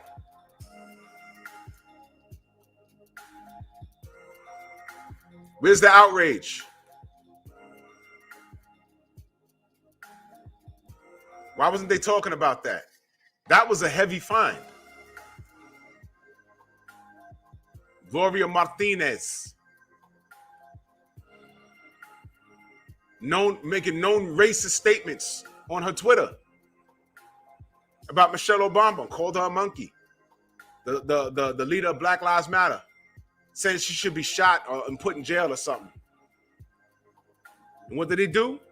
Set her ass right ringside to judge a black fighter against a Spanish fighter. And everyone knew what we saw. He clearly lost the fight. Got to the ring with skin gloves. Remember that? I had his father on the show. Got to the ring with skin gloves. You hear the referee said, who signed off on these? You hear people saying, I didn't. Well, the commission signed off on it. Why did that go away? Why didn't anyone just pursue that? The fight should have just stopped right there and say, hold on. He got to the ring with faulty equipment. No. Who signed off on these? Because that's attempted murder, and that person needs to get put in jail. Fired first, and brought in for questioning. You know this isn't right. You know what this does. Why'd you sign off on it? Let's get to the bottom of it. Boxing ain't corrupt. I did a bunch of videos about corruption in Vegas. Man. But we making excuses, right? As long as your favorite fighter's on the winning side of shit, you don't care. Thank you, Robert. And he got dropped. There was no part of that fight that Mike Fox lost. Why wasn't that on the news? Where were all of it? Where was Radio Raheem with that? With the findings of Gloria Martinez. The actual fight. He might have said something that it was a robbery, but go deeper, Radio Raheem. And I'm just picking on him because he's the only guy I could think of. I saw he was on a panel during the pandemic, and they were screaming and hollering about why they're not getting no views. When all of these people started cutting back on, yo, man, there ain't no fights, ain't no, we gotta trim the fat. So we gotta fire Dan Raphael. We got to let go Steve Kim because we ain't got no money to pay him. This pandemic is fucking people up. Nah, no, he don't, King Fusus. You know why? Radio Raheem got killed in the movie. He got choked out by some racist cops. So you can keep that name. Fight the power. But he ain't fighting. He's choking himself. Where was Radio Raheem and all that? I'm just using him as an example. There was a lot of channels. Were we the only people talking about that? Yeah, it was a robbery. But then there was racism involved. And there was faulty equipment involved. And they didn't overturn the call, by the way. Y'all know that? I did a video. I have a copy of the letter. We've investigated ourselves, and we found no wrongdoing. So the decision stands. Right? Was Skip Bayless talking about that? What happened to Mike Fox is a travesty. Now, Skip. Hold on now, Skip. Was it really a robbery, though? Nothing. But Deontay Wilder has a fucking dent in his head, was drunk in the fight because he was drugged. He can't understand what the fuck was happening, and he fires Mark Breland for not doing his job properly, and the world went crazy. But no one knows who Deontay Wilder is, right? Right? In the midst of all of that, where the fuck was Al Heyman? Where was Floyd? Guess what? Floyd knows the game. Because if he didn't, Maidana wouldn't get in there and knock the shit out of him with those goddamn gloves. Same type of gloves he fought Adrian Broner. Go back and look at the Broner fight when he fought Maidana. You never seen AB get hit like that. Look at his face. He was like, what the fuck? He went somewhere. I know Maidana wasn't cracking like that. But No harm, no foul, right? Years later, he gets in the ring. Well, not years later, but he gets in the ring with Floyd. He says, hold on, ain't no pattern in these gloves. As soon as he said that, I said, oh, shit. That's what happened to AB. That's what happened. Once he had a good pair of gloves on, he's in there throwing knees, tie knees and shit. He's biting people and shit.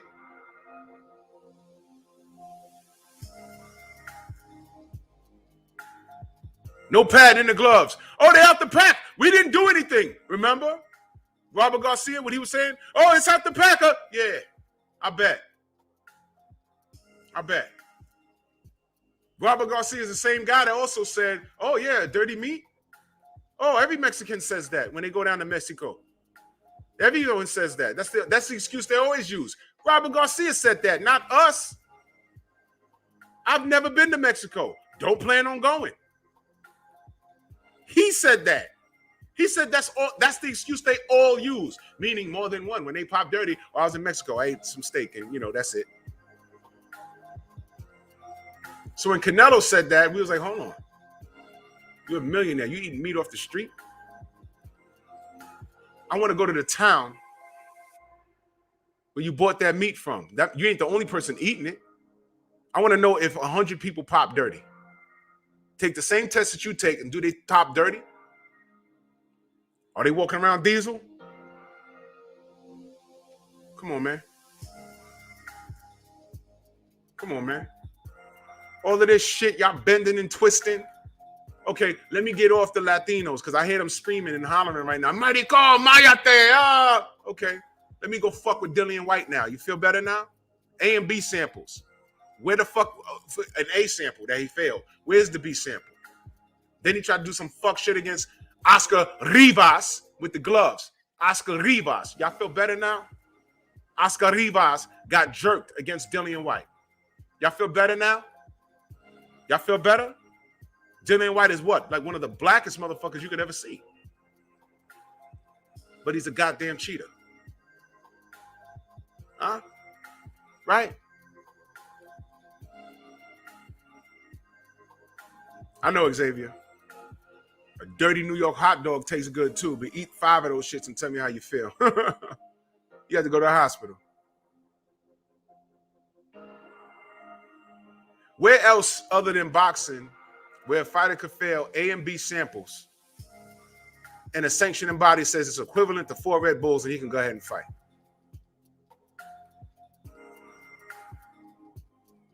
Where else does that happen?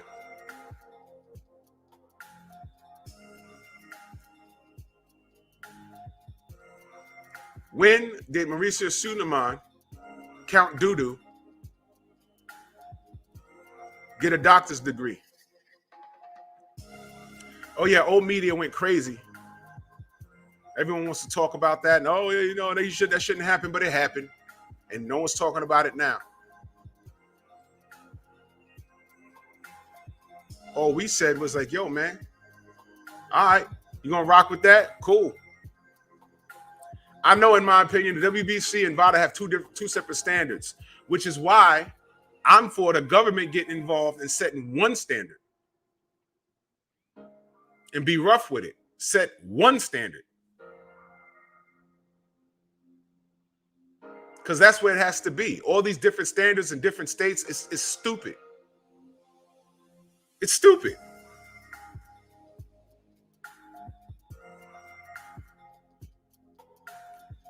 Timothy Paul says Fury going to get Usyk on them ropes and put his shin on it on his neck and start punching away. You know what? I'm not even checking for that fight. I'm not even going to watch it. I'll watch a replay. I'm not even going to watch that shit. And this is no shade to Usyk. It's no shade to Usyk. Anything involving anyone with the last name Fury, I'm turned off. Salute to all of you motherfucking pro-patriots. Because this is the second time he came here and sang Bye-Bye Miss American Pie. Second time he did it was on Bob Aaron's birthday.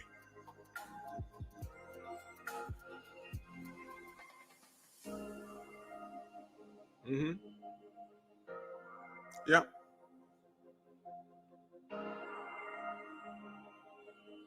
You guys are something else, man. You guys are something else. The sport don't love us at all. Trillion of Judas, salute.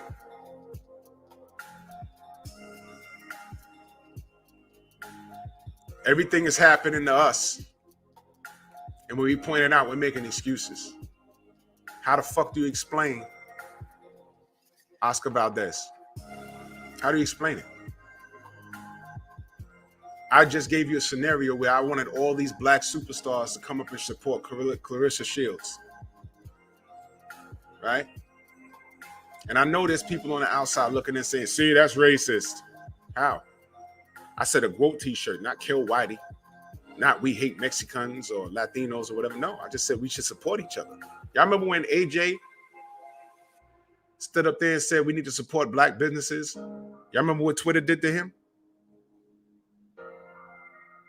They turned on him real fast, didn't they? Right? What's wrong with saying support your own? Isn't there Chinatown in like every city in America?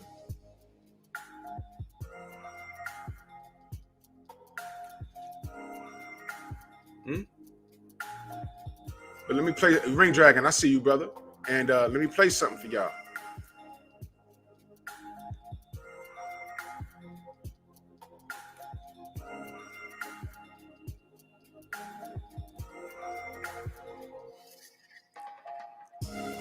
We talk about cheating in boxing, we're making excuses, right? When we point out obvious things, it's an excuse. And we're just mad or we're just scared.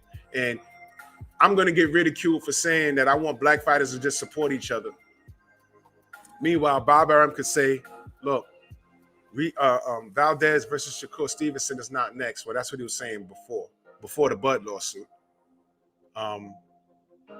That's not next. Valdez versus Navarrete on an all-Mexican card is next. Remember he said that? No one bats an eye.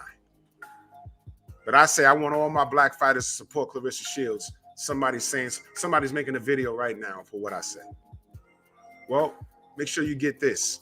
And you're saying about obviously when you went over fighting the Klitschko with the waters and stuff like that. That was very, how did you guys think of the idea of that when you was going there, that you needed to bring your own water and food and stuff like that? Did you like? We know boxing.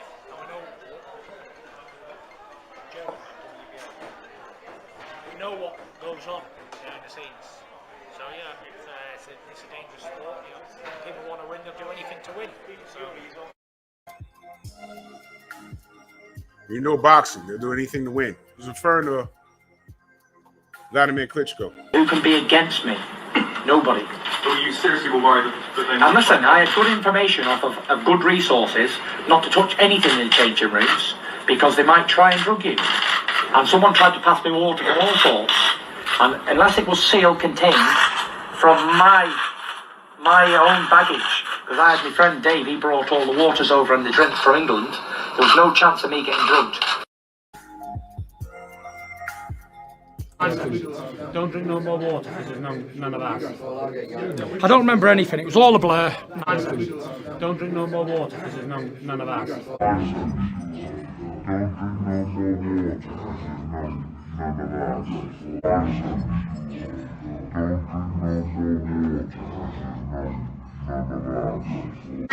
Don't drink no more water because there's none of that.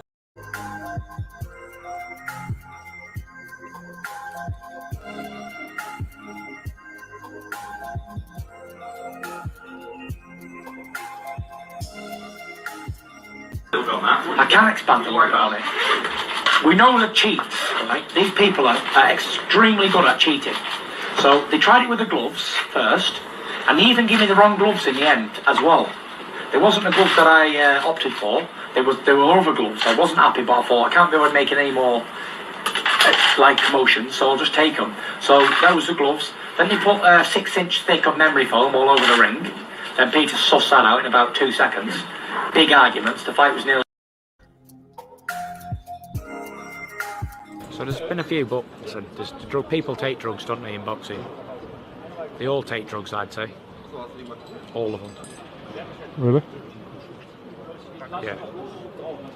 I'd say they're all abusing performance enhancers or weight strippers or whatever they're going to do to take drugs. I think they all take drugs. All athletes. Define all. Who's everybody? Well, obviously you're not talking about yourself, so.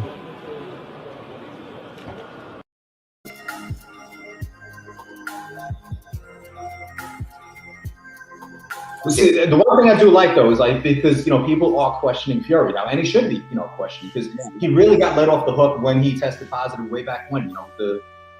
If the drug testing system was better in England, he never would have got to Vladimir Klitschko. He would have got caught in the Christian Hammer fight before he got to Klitschko, and he never would have had that opportunity to fight for the championship. So, and he was never made to to pay for. I mean, yeah, he got the backdated suspension, but like I said, he made the whole crazy story with the having uncastrated boar meat and all that. I know I'm repeating myself here, but it has to be said, because no one's ever held him accountable for his actions. Every time he does something stupid, he just says something crazy. People write it, they laugh it off. I'm not going to sit here and say white privilege, but it's really teetering pretty close to that. I mean, think about it. I mean, up until maybe a couple, we saw Fury roaming around maskless. Deontay Wilder caught more hell for wearing headphones at a press conference than Fury did for, his irresponsible actions in getting this fight postponed. Salute to my brother 17. Salute to Jake Donovan.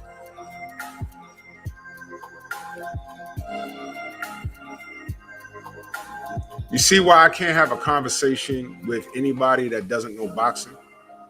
If they're on the outside looking in and just thinking that it's just two men training and getting in the fight and one winning and the other losing, believe me when I tell you that there's other things that factor in.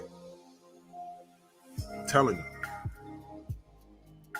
That's why, family, you got to qualify to have a conversation with me.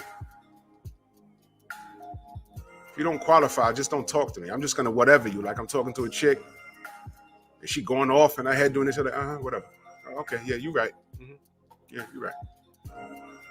You know what you're talking about. Mm-hmm. Yep. Yeah, you're right. You're right. You're right. Mm-hmm. Mm-hmm. I'm going to okay you to death because you're a bitch and you don't know what you're talking about. At this point, no one can tell me shit about anything with this PBC situation, with the Deontay Wilder situation. Motherfucker, we were there, man. We were there for all of it. We were there for all of it.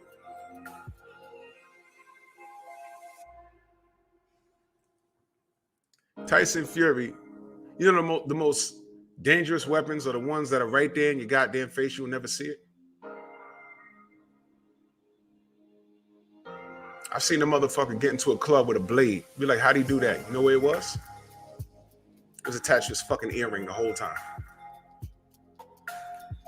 In plain view. Plain view.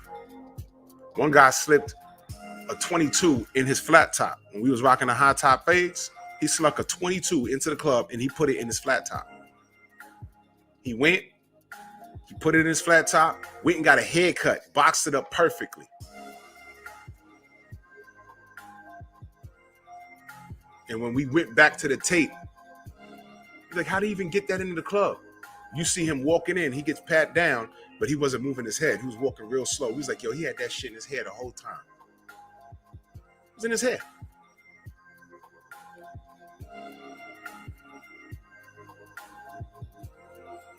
Come on, man. Tyson Fury stood on stage and said, yeah, Shelly Finkel's in on it. He blamed everybody. Didn't Tay Jones get up here and say he had it out with Shelly? I didn't know he had it out with Shelly until I got to Vegas. He told me. He said, yeah, I just had it out with that motherfucker. I was like, what? Come on, man. Come on, man. Come on, man. Y'all think D's in a rush to come back? Nope. I mean, if he does, he does. He was underpromised in this sport, and he overachieved. He did exactly what to do, and he got other shit going on. And in my opinion, exactly, Joe. Exactly.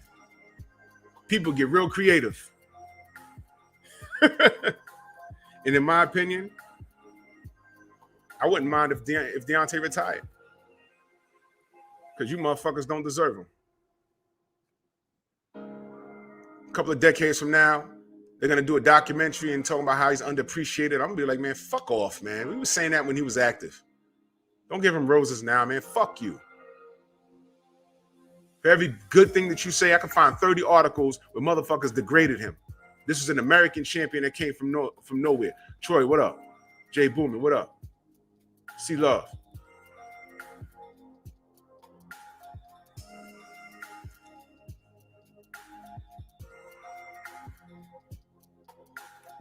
How many fighters today that we talk about that fought in the 90s and in the 80s or whatever? I'm like, you know what? This guy was really good.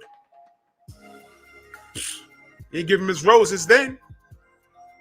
What was he, overshadowed by Mike Tyson or somebody?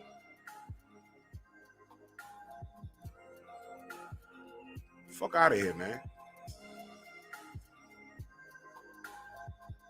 Julian Jackson was knocking people out the same time Mike Tyson was knocking people out. Around that same era. But Mike Tyson overshadowed everything. But pound for pound, Julian Jackson was better. Yeah, I said it. I've seen Julian Jackson have to fight off the canvas. He didn't win all of them. But every time Mike touched the ground, he didn't win any of them. Come on, man.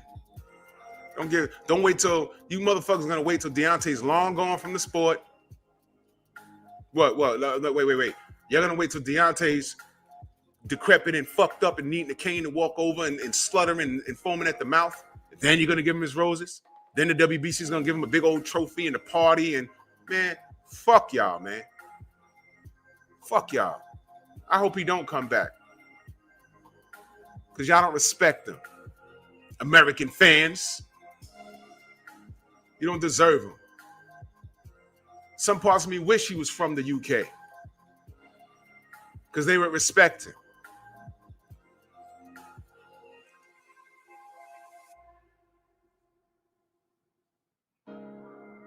That's right, C-Love. Let Deontay leave the division. The only reason why there's heat with it right now is because there's anticipation. Why do you think they got motherfuckers in there in the ring with him that don't belong there?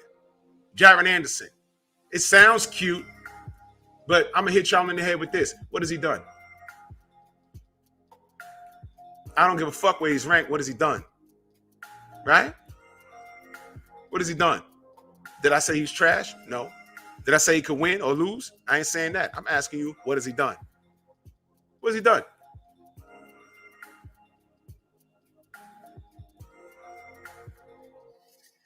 That's right, Hamza. Julian Jackson beat way better fighters than Mike Tyson did. Look it up. Mike Tyson fought over 20 times in 2 years. Name the killers. Me and Stormy, we're going to hit y'all in the head with that review of Mike Tyson. And George going to be on that panel too. We're going to hit you in the head with it. Because a lot of y'all are gassed. Yeah, a lot of y'all were you weren't even born, or y'all were children when y'all heard of Mike Tyson. Then you run to YouTube and you see highlights. When you're doing research on a fighter, don't look at the highlights. Look at full fights and break it down if you're capable. All you motherfuckers know is that he was knocking people out. He had a video game. His cartoon is fucking hilarious. The Mike Tyson Mysteries is hilarious. I'll give him that. That shit is funny as hell. It makes no fucking sense. And I don't know who writes that shit, but it's fucking hysterical.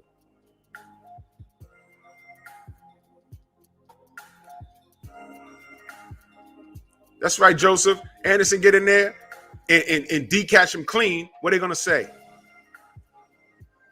Oh, he was green. He shouldn't have fought him. Meanwhile, he was in there with Fury and busting his ass. I heard he knocked him out stiff in training.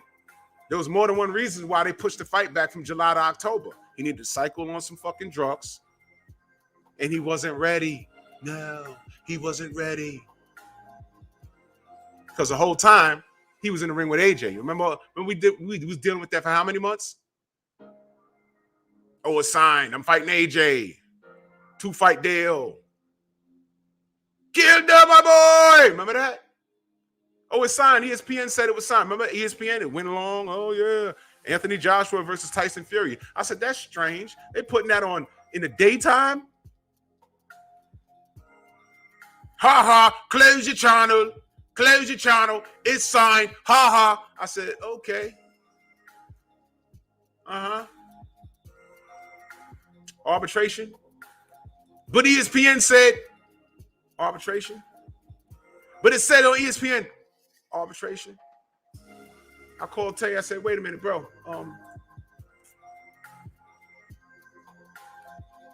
Did the arbitration verdict come out yet? He said, no.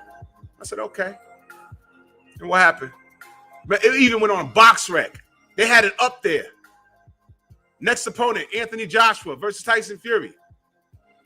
Date to be announced. It was up there. And what happened? I'm so fucking tired of this. Fuck this. Come on, you motherfuckers. Come on. Come on, let me up.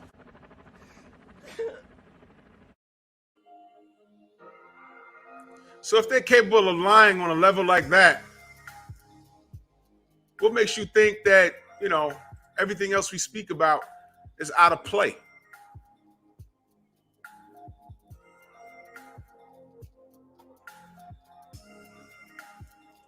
Shay girl, you know what? I don't recall. I'll ask Tay. He would know. I don't recall, but it wouldn't surprise me. Wait a minute.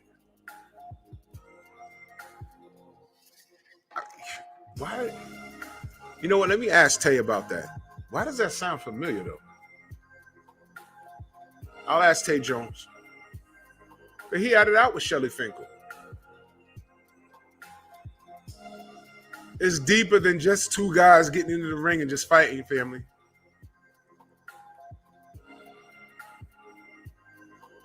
Unscripted Virtuoso, 100% right. Hamza S, 100% correct. Unscripted Virtuoso, yeah. He skipped out of town because he had to cycle on some shit. That's the bottom line. Tyson Fury is a dirty fighter. He just said he takes drugs. He just said the weapon is in front of you and you refuse to see it. It's deeper than a motherfucker just getting into the ring and just beating the shit out the other guy. It's deeper than that, y'all. Y'all know that, but you can't tell that to a casual who thinks they know everything about a goddamn fight by looking at YouTube highlights. I can make a Toro Gaddy look like the best fighter in the world on a 3-minute edited video with a nice soundtrack, and because he did knock some people out. But what's the truth? What happened when he fought Floyd? What's the truth? When he fought Ivan Robinson? What's the truth? How many times has he been stopped? What's the truth? He was celebrated. But is he an on-time great? No, he gave us some moments, some memorable moments, but he's an all-time great? No.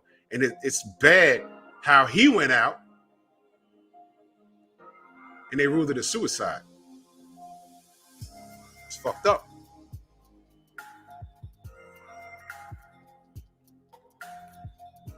What they said about that on ESPN? Not a goddamn thing. Other than he died. Suicide. Bullshit. Bullshit. Yeah, Joe, you know, I want MMA to take over now. Because boxing sucks. Give me something else to talk about. And oh yeah, I did a video about it. But Francis Ngannou, Tyson Fury needs you. That's why he's talking to you.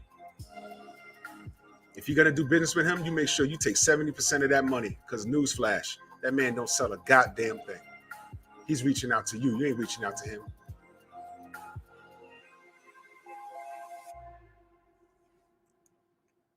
Yeah, I know, Hamza. It was a Brazilian chick. Whatever, man. It's crazy.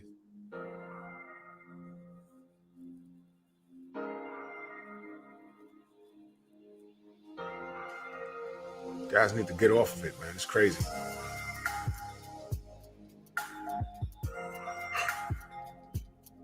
Francis Ngannou. Justin, what up? Francis Ngannou, don't pay Tyson Fury any mind. And if you do, you take 70% of the purse. I mean, you shoot for the stars. Make him say, who are you? I'm Francis Ngannou. Remember, you called me. I didn't call you. I'm good. I'm good. But you think I don't know what's going on with your sales? You fought Deontay Wilder. He did you a favor. You signed with Top Rank. You fought twice. Did nothing. The next 2 fights you had with Deontay were your biggest paydays. Now that man is gone,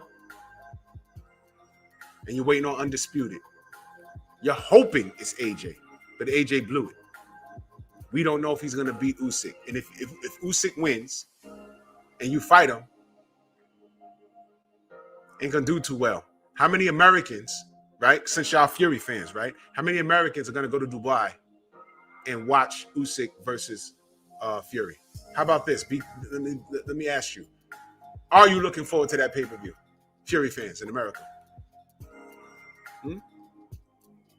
Now, if Wilder was fighting Usyk, Ryan, what up?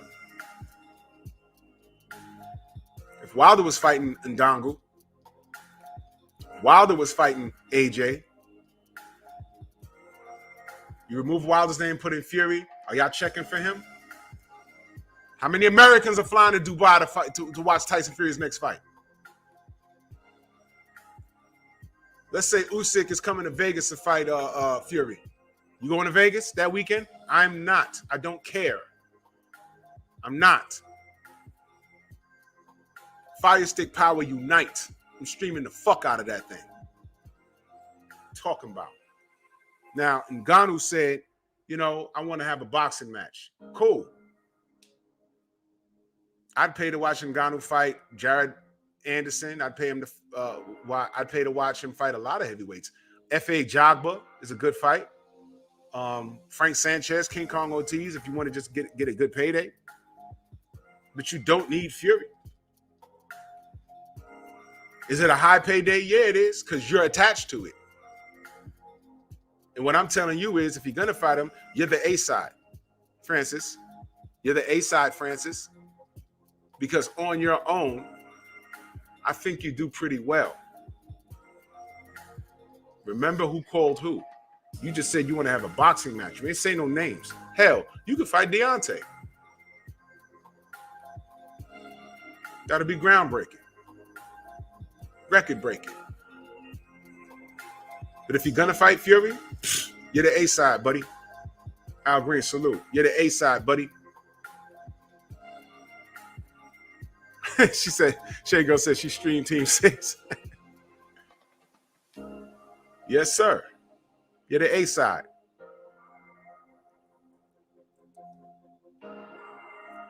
Yeah, he won't fight a 10-rounder. That's what I'm saying. It'll be an exhibition. And to be honest, you know, it's MMA. It's apples and oranges, man. Ngannou is a strong guy. But it's apples and oranges. These MMA guys that come to a professional boxing situation, they don't pan out. Unless it's, who's this fool? I can't even think of his name right now. The criminal, the Irish criminal that beat up old men, you know, came to New York and threw a guardrail through a bus window. What is his name? What is his name? Yeah, that fool. Unless he's fighting Paulie Malignaggi. The criminal that he is. Yeah, Conor McGregor. 919, salute. Y'all seen how he knocked? You see how Conor knocked the shit out of Paulie and released the damn video? Just disrespectful. Hey, release the whole tape. Release the whole video. Bring your balls. Bring your balls. Release it. Nigga, he knocked you on your ass. We saw it. He wasn't doing him a favor. You want to come out and then try and talk about, oh, they ain't do nothing for me in camp. They ain't want to feed me. Man, stop crying. You went in there. You tried the box. He landed one and knocked you on your ass. And he put it out. It happened. We saw it. Release the whole tape. Release the whole tape. Bring your balls. Bring your balls. Man, shut up, Paulie. Shut the fuck up. Tay-Tay, good morning. I know, Ghost. He's in a serious situation with the UFC. I know. Yeah, I know. He's going through some shit. I heard after the fight, they didn't even put the belt around his waist. It's crazy. He could make some bread in boxing, depending on who he fights. Fight F.A. Jogba. He's coming off of a loss. I mean, I said Frank Sanchez and Ortiz, but those guys they would do him dirty, man. I heard something about that, Joseph. I heard something about him starting out as a boxer. I don't know. I know he's a strong motherfucker. I know that. That I know. He's strong as hell. But hey man, getting there with Deontay in the rounder exhibition. Dwayne Freeman in the building. But Fury's reaching out and doing all this dumb shit because y'all know he still owe Bob Arum some bread, right? And sorry, an undisputed matchup against Alexander Usyk ain't gonna. Bob ain't getting a return on his investment with that shit, man. He's not.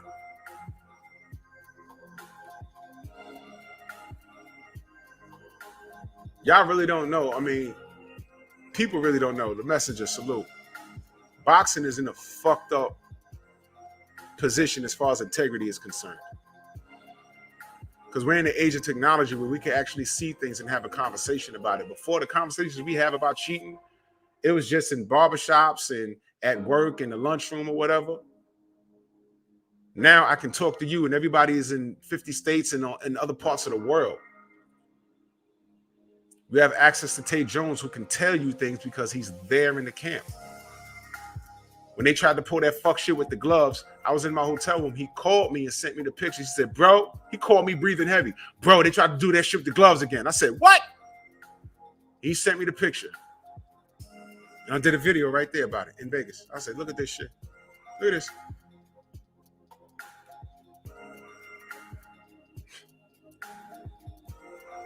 Those motherfuckers know how to cheat, therefore they will never be cheated. But cheating comes naturally to them. To them. To them. To gypsies. Why am I saying that? Because a gypsy told me that. If you ain't cheating, you ain't trying. Don't listen, I ain't know shit about no gypsies outside of an episode of Scooby-Doo in the 70s. I didn't even know they were real people. And this is the news we get. If you ain't cheating, you ain't trying. That's what I was told. Yeah, that's right, Ghost.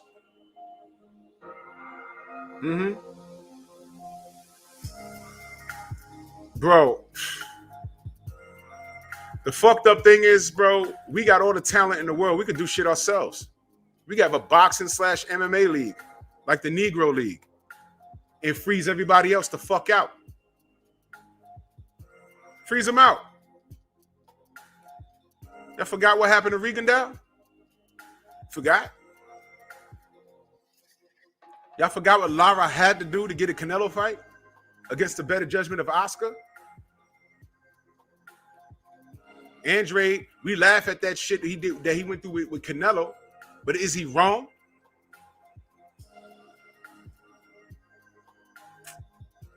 Fucking stop, man. Cut it out, man. We ain't complaining for no fucking reason. This shit is happening to us. And why the fuck do we got all the goddamn talent. Do you trust the PBC? Salute to Daryl Alexander. He said, salute, fam. Salute to you. I appreciate you, man. Much love and appreciation. And that super chat.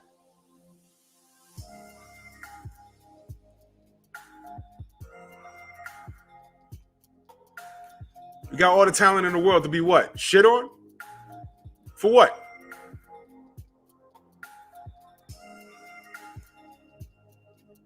This is stupid. And it's a shame that a lot of these Negroes don't see it. And I'm talking about the athletes now. So when I say, listen, I got a problem with the Charles behavior, but pray for him, man. I don't think they understand what they're up against. Devin about to go to Australia. I'm not cool with that, man. But he's going to have to go. He's going to have to go. I'm not cool with that. Errol Spence, they should fight Bud and freeze everybody else out. They should fight 3 times. Freeze him out. And I know the numbers don't match, and, you know, Bud is standing on his square. All right, but right now, Bud is in a different kind of fight. And I know the people around his team, look, man.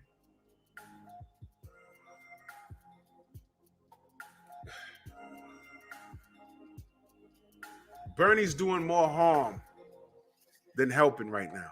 Because when Bernie's talking, he's talking from a place of emotion. But a lot of the stuff he says, he's just defending his friend. This is not a guy, I don't know how deep their relationship is, but that's his friend. And I understand, put it like this. Bernie is the guy that you want on your group that when beef pop off and he walks in and just sees y'all fighting, he's just jumping in and fighting with y'all. That's Bernie. But what also is Bernie's the type of dude that you got to tell, yo, chill, chill, chill. Police coming. Relax. Don't say shit. Because Bernie do a lot of talking.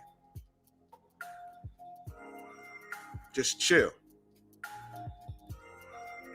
Just chill for a minute, Bernie. Just relax. Just relax.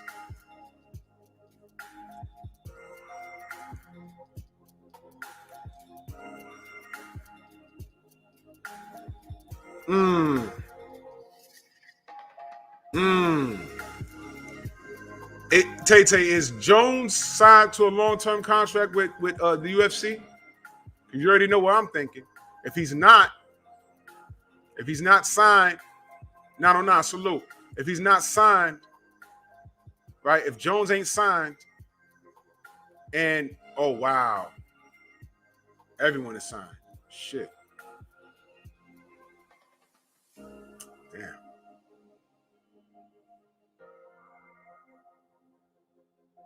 Damn. Because you know where I was about to go. They gonna let their contracts run out and just get together. And what I said that Devin and Gary should have did, Ngannou and Jones could do. We pay to see the talent. Ain't it funny? Motherfuckers watch the UFC, but they buy the UFC merch with UFC shirts on it, UFC baseball caps and shit. The UFC sells a shirt with Ngannou's name on it. How much does Ngannou get out of that? With the UFC tag in the back of the shirt. Think about what I'm saying, y'all. If you buy merch from Devin Haney, it's Devin Haney merch. It's not DAZN merch. Oh, word. He signed to a long... fudge brownie. Damn. Well, they're paying 2.5 for sponsorships. Sheesh. Sheesh. Dana got shit on lock, but what do we say about Dana? Hey, man, at least we get the fights that we want. But this is the other side. You see what I'm saying? It can never be 100% what's good for us and the athletes. There's always something. Now, no sooner than I'm talking about this, there's always somebody thinking, well, John Jones makes it hard to like him. I'm not talking about that. Like how no one wants to talk about Tyson Fury's drug problems and all this other shit. I don't want to talk about nothing negative that John Jones does. He's one of the greatest talents I've seen in the octagon, period. And I like Ngannou. See how I did that?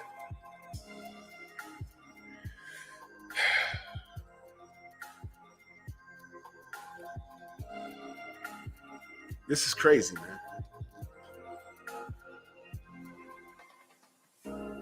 Y'all see why I started my other channel? Because I need more things to talk about. Because this fight game it's trippy, man. It's very trippy. Yeah, UFC does hide drug tests. Yeah, Brock, man, those guys, notorious juices, man. Man. Yeah, Tay, drop the link. And here, y'all drop the links for that MMA talk, for real. They're more rounded in reference to that than I am. And I think I'm gonna get back into MMA also. Because boxing has deflated me, man. I'm so worried about our champions. Yes, I'm worried about the Charlos. I call them out on their bullshit, but I'm concerned. I'm concerned they ain't gonna wake up until they have that one bad incident where you know they've won, but they lose. I'm concerned about Devin going to fucking Australia. I'm concerned. I'm concerned about Errol Spence in anything, doing anything. I'm concerned because I don't trust the politics of boxing, man. I'm not concerned about them getting beat up bad or nothing like that because those guys got talent that speaks for themselves, man. I'm concerned. I mean, in reference to Errol and Bud, what did you hear me say? I want them to get together and do it for the culture. These sanctioning bodies don't love them. They don't. These sanctioning bodies don't love them. PBC don't love them. Nobody's safe. This is Order 66. It means what's good for business. Tyson Fury being a WBC champion was good for business in their eyes. Go says, Drew, it's like this. You're an independent contractor. They don't owe you shit. No health cover, post-fight cover, career cover, no sponsorships, no anything. The UFC controls everything. Well, there you go. But little old me, knockout boxing, salute, fam. But little old me, I say, hey, man, you know,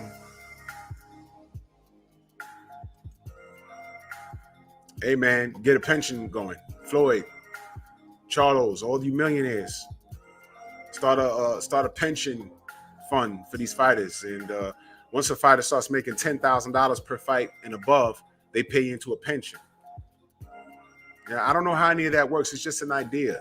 Just do something.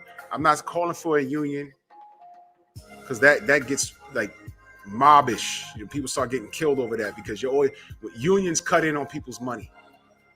That's why unions at jobs are they're supposed to be anti-management. Management is fucked up, so you have a union to say, no, you can't do that. He can't work past 40 hours. I know on my job, you have to have 8 hours in between a shift. Like if someone works the extra list and they just ended at 12 midnight. And then they look on the board to see what time they come in. And they say, yo, how they got me coming in at 6 a.m.? It's midnight now. You have to give that person 8 hours in between each shift. And we need to change that. Because some of those guys, they got to travel to go home an hour and 2 hours. Then they got to go home and then they got to lay down. Come on. So by the time you get home and go to sleep and wake up, you've only been asleep for 4 hours. And then you got to come back. Get out of here. They got to change that. Tay and Healer, put your links in the chat. King Fuchsius is asking.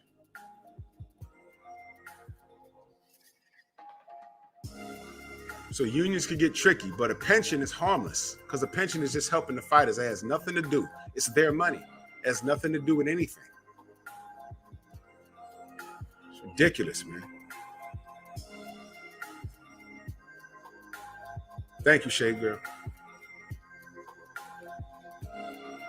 I mean, boxing really deflates me, man. I could ignore casuals because they just dumb. They're just dumb as fuck. You're right, MP. You're right.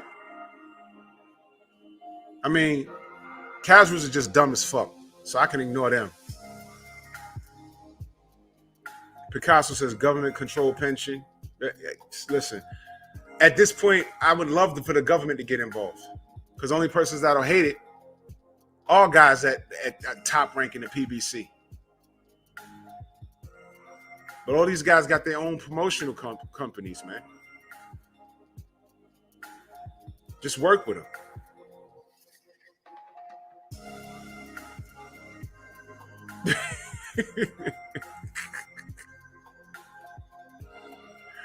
Oh shit, yo, bro.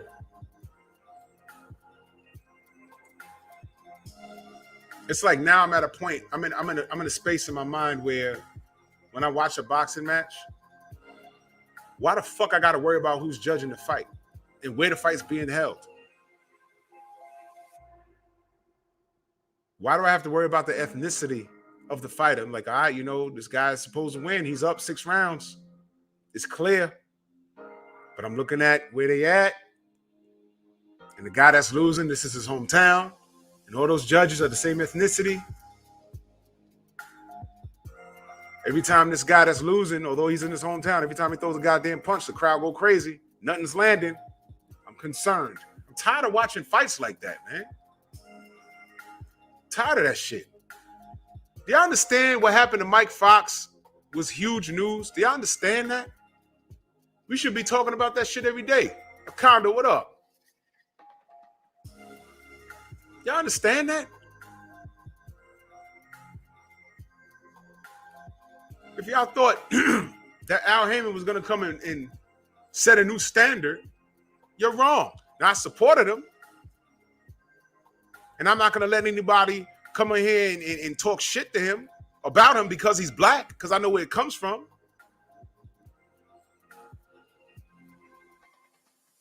I'm not going to let that happen. But I wouldn't be who I am. You're welcome, Tay. I wouldn't be who I am if I didn't hold everybody accountable. What happened to Deontay shouldn't have happened.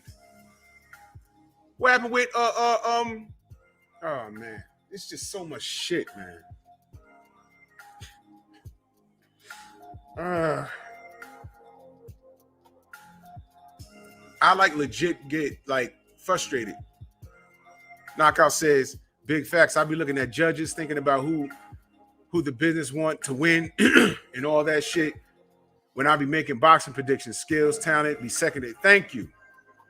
So-and-so's fighting so-and-so? Where? Arizona? Uh-oh. Or Mexican guys fighting a black guy? Where to fight? Texas? Uh-oh.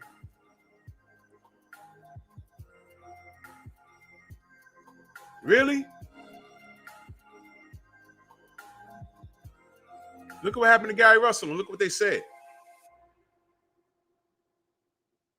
Look at what they spoke about during the fight.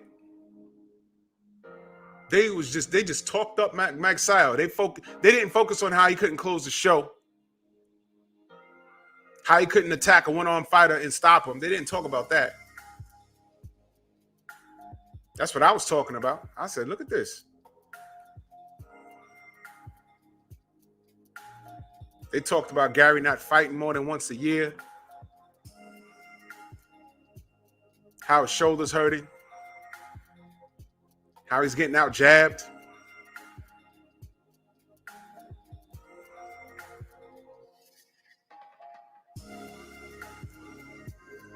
His 5-year or so reign became secondary. Secondary. And no one asked Al Heyman, why is this man only fighting once a year?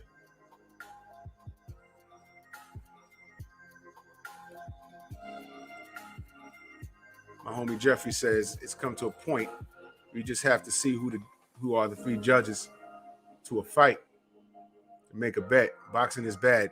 I'll never bet on boxing ever again. I'll never bet on boxing ever again. Ever. Not after what we saw with Mike Fox. You know what I'm saying?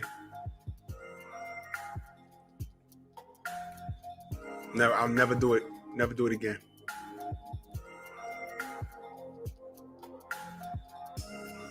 Yeah, government controls pension. I think the government needs to control boxing. By the way, the Olympics is sick of the bullshit. I did a video on it. 2028, if they say we don't get it together by 2023, ain't gonna be no boxing, and they said weightlifting. in the Olympics. Y'all know how big that is? You know how big that is? But you know who's swinging in to help them fix the Olympics? Execute Order 66. That man on the left, Count Doodoo, Mauricio Suleiman, is organizing so he can help the Olympics fix boxing. That guy. All right? Okay? CB Sports in the building. So that guy's helping fix Olympics. Am I the only person talking about this? Whatever, man. Whatever. That's what I'm saying. These motherfuckers. See, love, I see you. Yeah, you're right. Freyshawn Cruz. That didn't happen. Freyshawn Cruz didn't happen. Outside of Champside and a few of us, who else was talking about it? The man called us stupid in reference to the Alejandro Jimenez situation. He called us stupid. Tyson Fury shit. I already done broke that down. Southern T in the building. I done broke that shit down. 1 minute, he says, you know, I seen the gloves. I was in the locker room. Then told me on Fred's show, I didn't see the gloves. I didn't see the hand wraps. I just did it on the other show, man. Where's ESPN in all of this? Is ESPN talking about the 2020 Olympics not having boxing? Where do you come to get your boxing news? Here. And no, I'm not Radio Raheem. I'm not running up on people and, hey, that's a good blazer you have on there. What's next for you? And just let them talk. No, I'm going to ask the tough questions, man. Yeah, Canelo, creme beautiful. Bad meat? Because that's not what every expert says. But we passed that. When are you going to fight Boo Boo Andre? You see, with them, reverse the question. Don't you want to see him kick Boo Boo Andre's ass? Don't you want to see him kick the Charlo's ass? What has they done? I don't know. Same thing M'Baku did. But M'Baku didn't lose badly.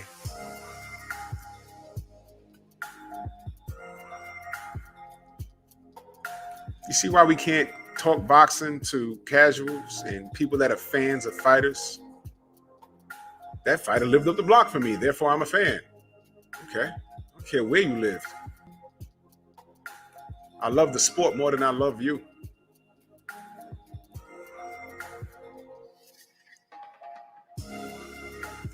These guys don't want to ask him anything, man. I stood right in front of Big Baby Miller, man. And I looked at him. I gave him a pound. I said, bro, come on, bro. He was rooting for you. He said, I know, man. I know. I'm going to get right. He told me that to my face, man. No beef. I just said, bro, man. Andy Ruiz that night, that was supposed to be you.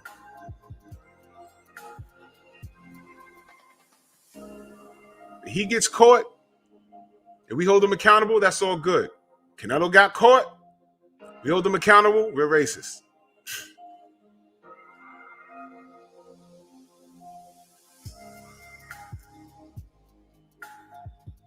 That's right, Joseph. Payday. You want payday. I know that. Mm-hmm. What's that Bridgerweight about? How'd that get there?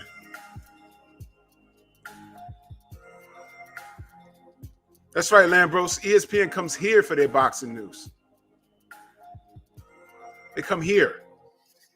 Even the writers from Boxing News and Boxing Scene and World Boxing News, they want to see what we're talking about. Again, how the fuck would they know Devin Haney said, I'll never let a white boy beat me unless there wasn't 1,000 people in the chat that day? And Boxing Scene wasn't there listening. And World Boxing News wasn't there listening.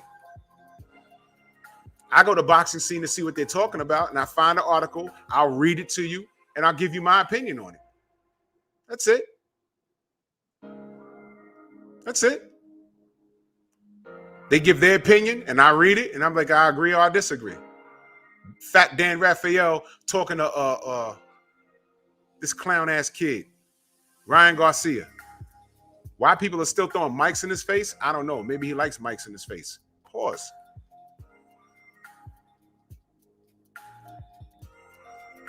I know Akano, they listening right now.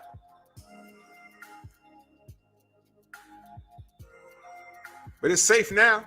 Go ahead and talk about how we're talking about Al Heyman being Palpatine. Yeah.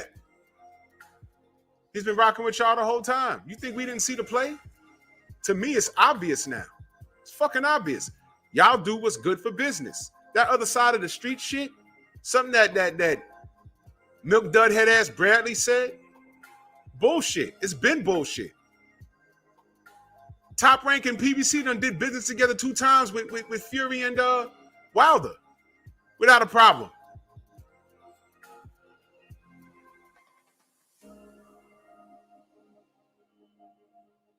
It's fucking ponderous, man. It's a lie, man. It's all a lie.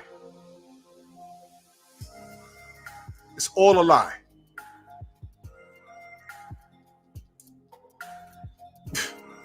I know, Jeremy.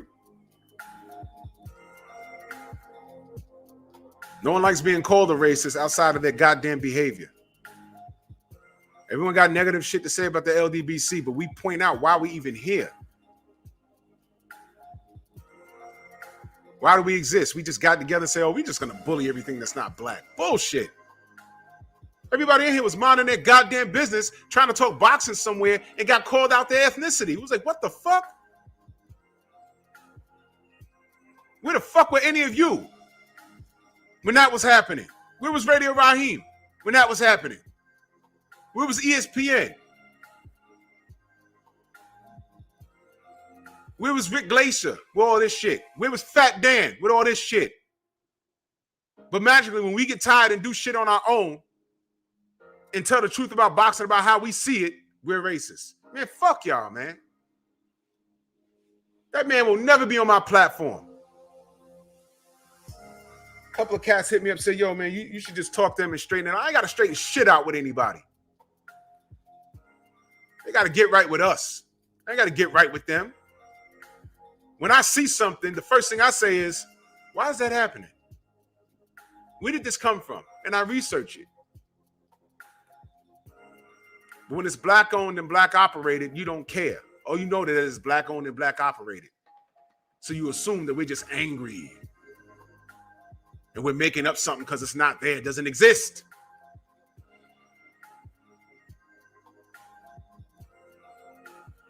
But you'll disregard the full-blown clan parties that are happening right now on YouTube somewhere. You can go and see a live stream with some,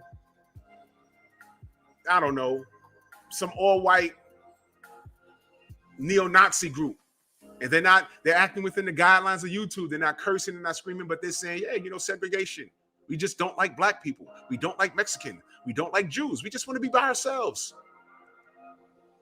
And they'll have 2,000 people in their live stream. And some of those motherfuckers we've blocked. I know. I've checked.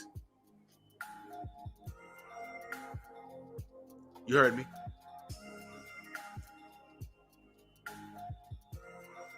But we the problem though, right?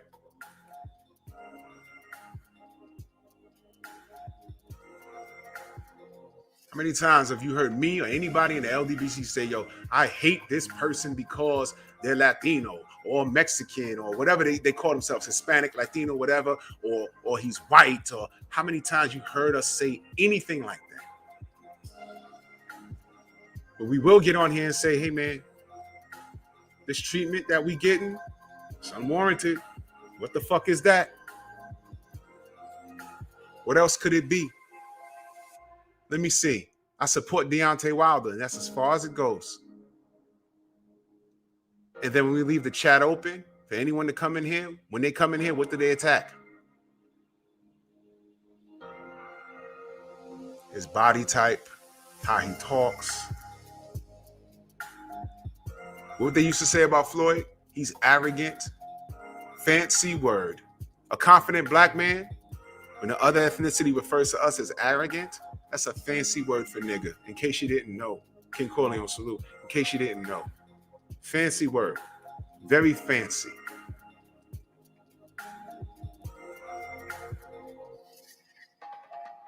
I've been around, man.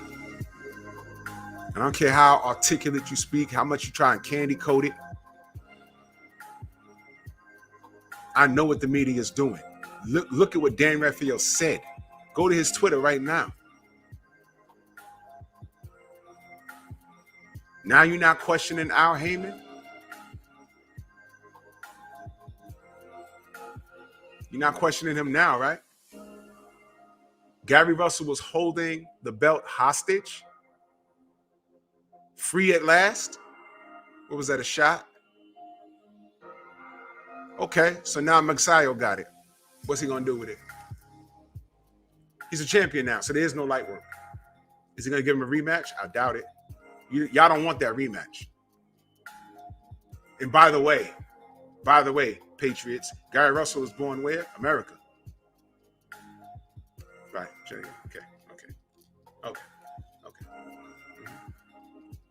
He wasn't rooting for the American, which is cool because it's not about that. It's boxing, right? Okay. All right, Fat Dan. Hamburger helper. Man, fuck you, dude.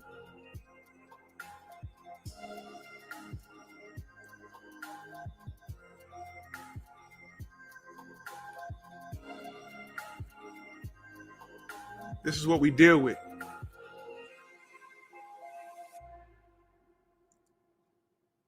It's the same guy that told us that Floyd Mayweather Manny Pacquiao is not happening, and he had a good word in that Cotto versus Floyd 2 was next. Said it on TV. I saw it. I said, that's not what I heard, but whatever. And Manny happened.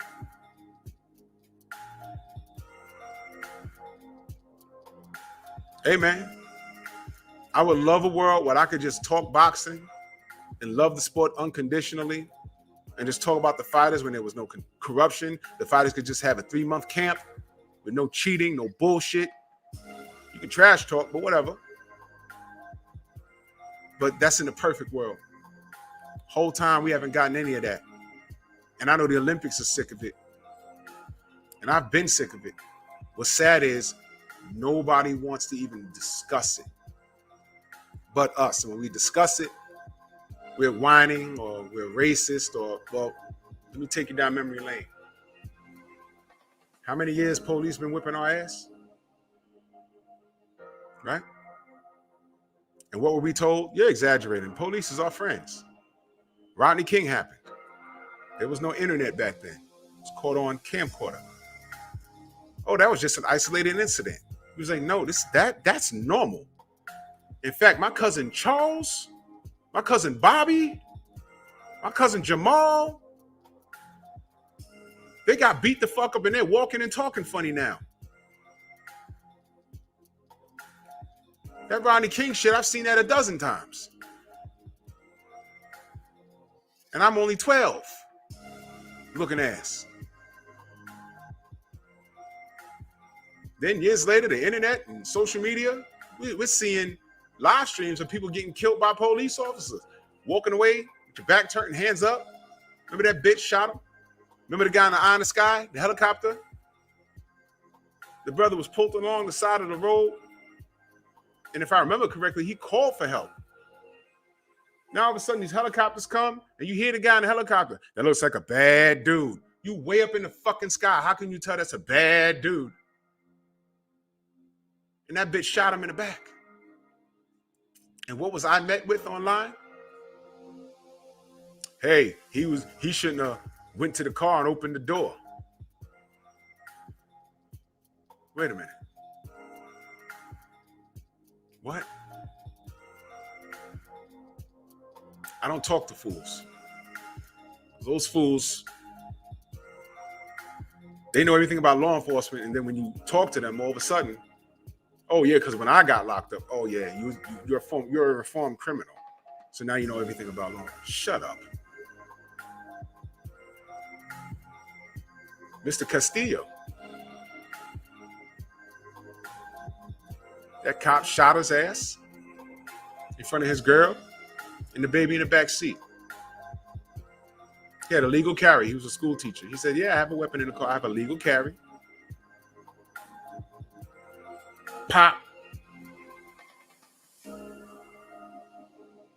What about the cop that followed the guy in the gas station?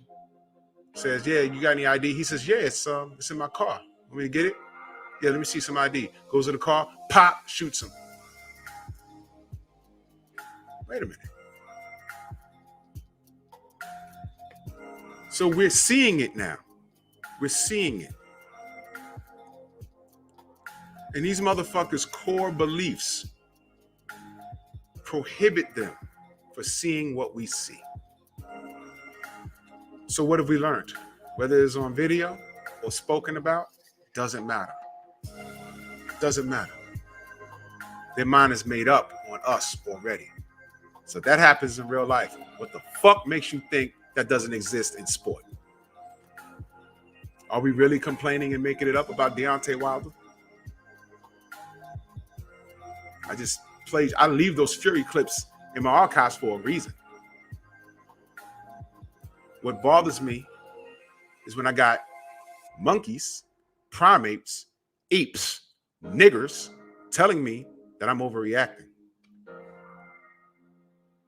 You're real quick to go to YouTube and say, look, see Deontay lost, and show me a highlight reel of Fury kicking his ass. Knowing that they fought 3 times, and you're acting like he didn't shine in a bunch of spots to say, okay, you show me these highlight reels. Do you know Deontay knocked him on his ass several times in the fight? Where's that in the highlights? Shut the fuck up. Get out my face. I am a rocket scientist when it comes to this shit. You are reading on the 4th grade level. Get away from me. Dumbass. Ape. Monkey. Primate. Monkeying. You eat with your feet looking ass. I smell bananas when you walked in the door looking ass. Sharp tooth looking ass. Hulk brow looking ass. Silverback looking ass. Get the fuck away from me. Dummy. Because while you're arguing with me and you don't know what the fuck you're talking about, there is a racist sitting there watching us like, but Chicago looking ass. Huh? Police brutality. But Chicago. My brother was shot by a police officer and it was caught on video. But the Bloods and the Crips. Uh-huh.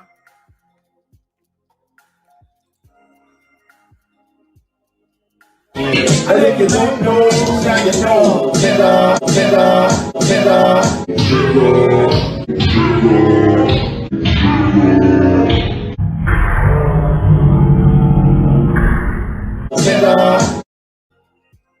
Go right ahead.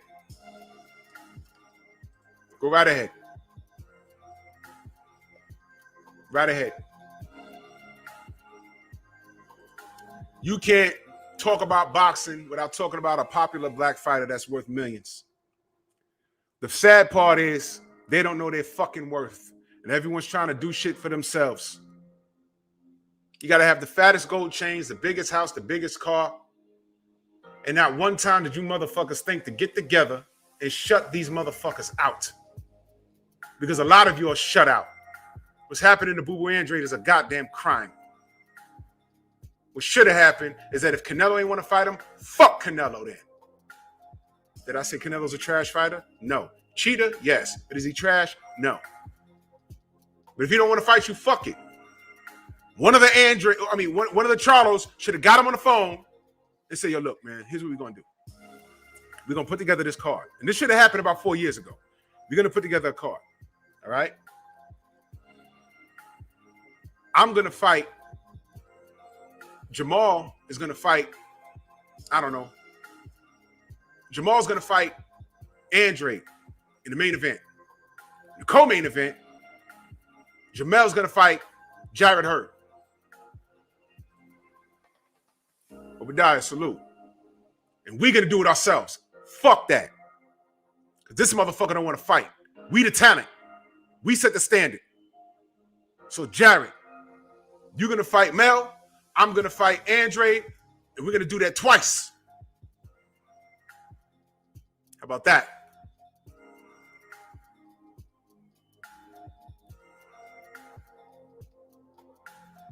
Because fuck everybody else. And then they could have brought in Irislanji Lara. And while they at it,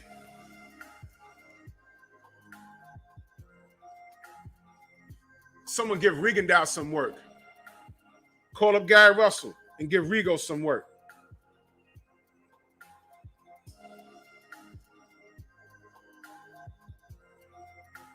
God, a salute.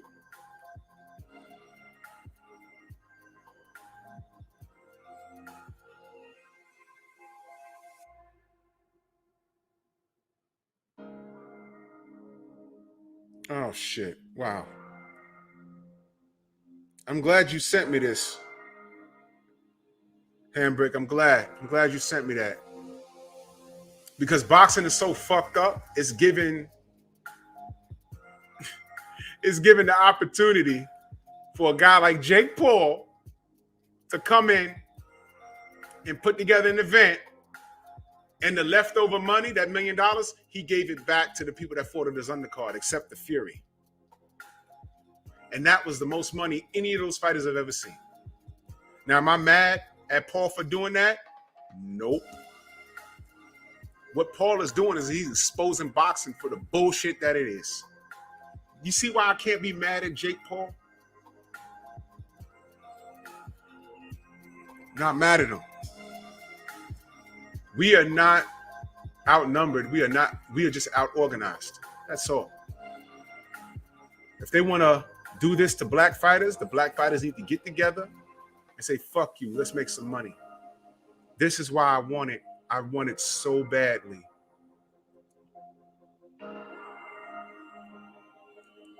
I really wish Devin and Gary have made those fights, man. And that was a rough time. I had a headache the whole time. You know. And they already G'd Gary. And now I'm looking at Devin. I'm concerned for that young man. I really don't want him to go to Australia. You know what I'm saying? So now we got Ugas versus Errol. I ain't got no beef with Ugas at all. I like Ugas. But whoever comes from that, you know, they're going for Bud. I hope Bud just says, all right, look, man, okay. I need a 2-fight deal. On the B side, that's cool. But if I whoop whoever wins, if it's Ugas, if it's Errol, if I whoop their ass, I'm the A side in that rematch. Bottom line. And you know I won't have a problem with any of that because now the brothers are getting together making some bread. Freeze these niggas out, man. It's the industry don't love y'all, man. So if it don't love y'all, it don't respect the fan base, and we the motherfuckers that pay the money, man. We hold our vote when there's someone running for a seat or for the White House or whatever. We hold our vote, right? Young Merv, salute. We hold our vote. So now we got to start holding our money, man. Listen, I said this to Tay Jones. I said, man, fuck buying pay-per-views. I'm about to send motherfuckers cash apps directly. $44.99, $80. Tell one of the Charlos to send me a cash app. I'll support them that way. I'll support Errol that way. I'll support a lot of black fighters that way. But I can't give them the view. I can't. Because they about to fight on some bullshit.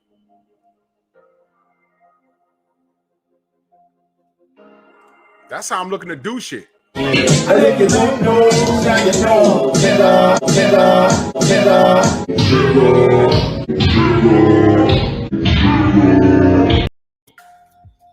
All while he was holding his kid. Hello, monkeys.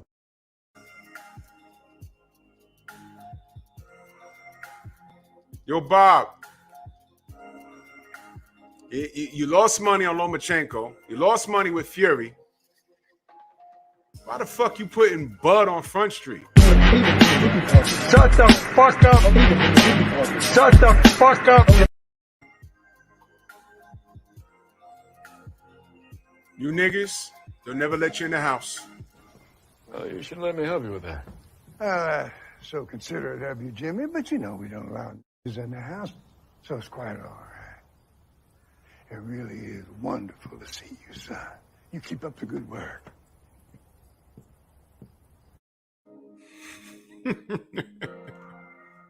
You know we don't let niggas in the house.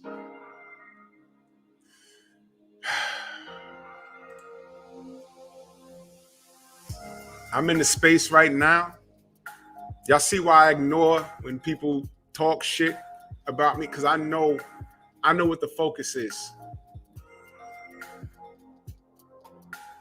I know what the focus is.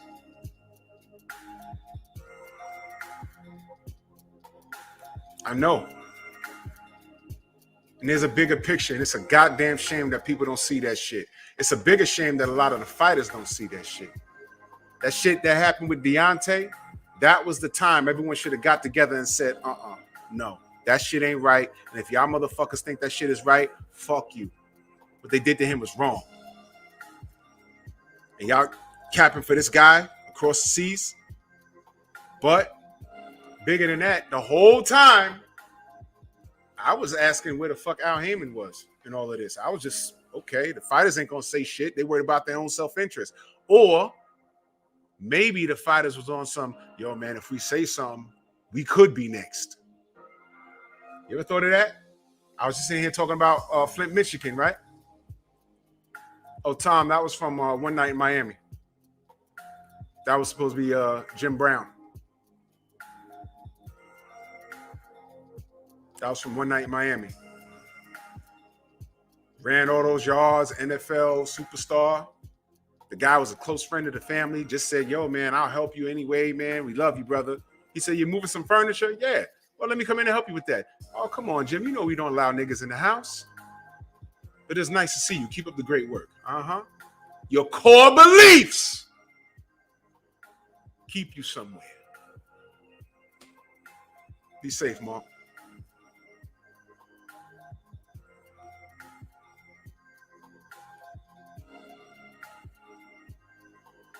The Flint, Michigan scenario I just gave you.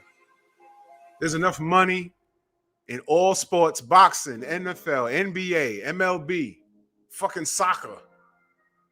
These rap artists running around fighting millions of dollars doing shows, Jay-Z, Nas, all your favorite rappers. They couldn't put money together and fix the pipes in Flint. Or maybe their management say, yo, look, don't even think about putting money in that Flint. That's something else. Unless you want to die or you take a lot of airplanes, you fucking fix Flint, your airplane gonna fall out the sky when you on tour. Africa home, salute. Your plane will fall out the sky if you start fucking around and fixing Flint. That's there for a reason. Stay out of that. Trust me. Or on the lower level, they just don't care. Self-preservation. We're not outnumbered, we're out-organized. Nobody's going to stand up and say, no. This got to get fixed. We got money. So now, maybe this shit that happened with Deontay, when some fighter said, nah, we got to do something. Hey, man, look. Leave that shit alone. That's something else. Huh? But look what happened to him could happen to me. How about this? You keep talking about it, it's going to happen to you. And I won't be able to save you. Read between the lines. This shit is fucked up. Play your position. Oh. And we on here fighting about it. Not doing that shit no more. This man, I done played every fucking clip of this man admitting that he knows that there's cheating and he's participated in it. And you motherfucking monkeys still are in that little river in Africa. You know, denial. Assholes, man. Fuck y'all.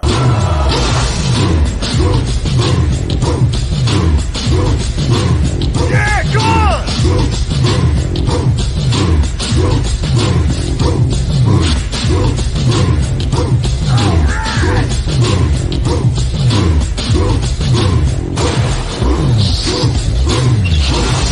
Yeah, man, come on!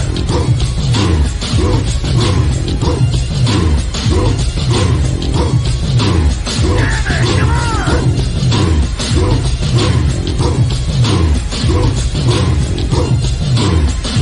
Yeah, man, come on!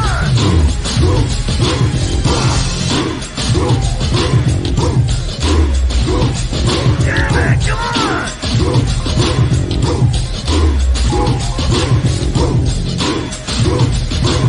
Better than that!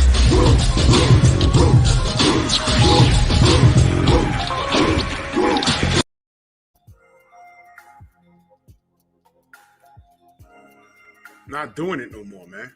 I fuss with you niggas.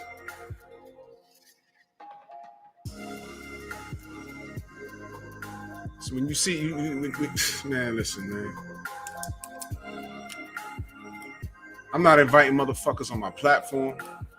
I'm not trying to explain this LDBC thing to anybody anymore. There's more than enough evidence out there. I done spoke about it. 70 done spoke about it. Trail spoke about it. We all speak about it. We created a lane for black people to come on here and talk boxing without getting attacked, man. A lot of these motherfuckers came late and they don't know what happened. And because we say something that they disagree with, they can't just say, oh, look, I disagree. They got to go all the way left. Oh, I disagree, and I'm not LDBC, and fuck them, and I don't stand what they stand for. And people are like, what do they stand for? They don't even know. But a lot of those motherfuckers that you give wrenches out on your motherfucking platform are blocked over here for calling us nigga. Nigga. You can talk your brain now, motherfucker. Rolls out, he's a nigger. He's a nigger! He's a nigger! Oh my God. A nigger! Look, there's a nigger! And 450. N.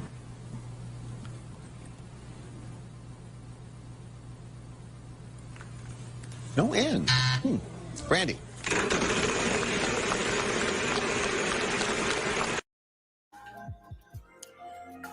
So if Usyk beats Fury, if they fight, who in America is watching that fight? Who are they rooting for?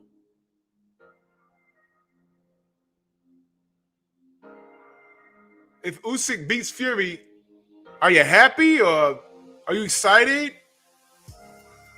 Is he coming to the Staples Center, you know, the MGM Grand or the Barclays? Are you paying money or what's happening? You were never a boxing fan. You were never a Fury fan. You was a Wilder hater. But we know all of this. Where was Palpatine in all of this? Where was Al Heyman in all of this? I no longer look for the fighters to do the right thing or make the right decisions. I no longer look for that. Oh, I'm sorry. Leo Santa Cruz said, we need to get behind Deontay Wilder. He's our guy.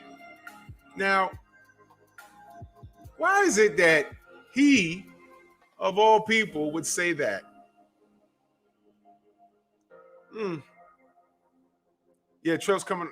Yeah, I know. I'm holding it down for the general. He texted me, said he wasn't coming on. I think Trill's coming on today, though. Yeah. That's right, Gardis. That's why I said I hope Deontay don't come back. He's too great for his own good, and the boxing community don't deserve him. I'm not talking about the LDBC. I'm talking about all of you fair-weathered motherfuckers. All of you D-blowing, I get my news from ESPN looking ass niggas.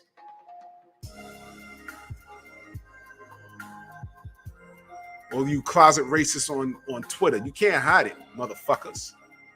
I see you, motherfuckers. I see you. Salute to the Wilder haters.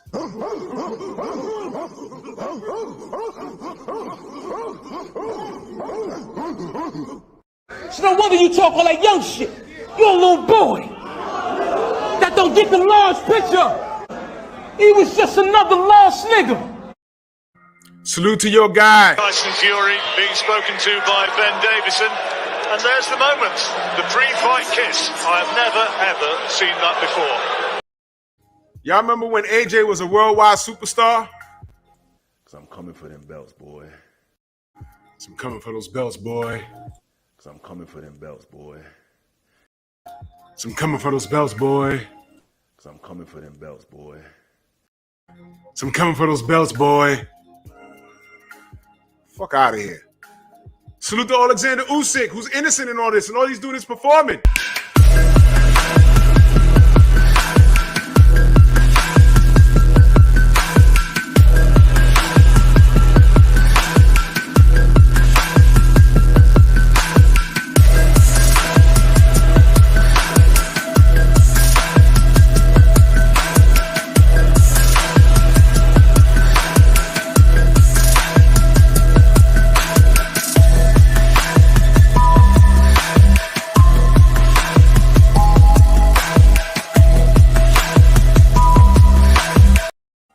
Usyk got some moves.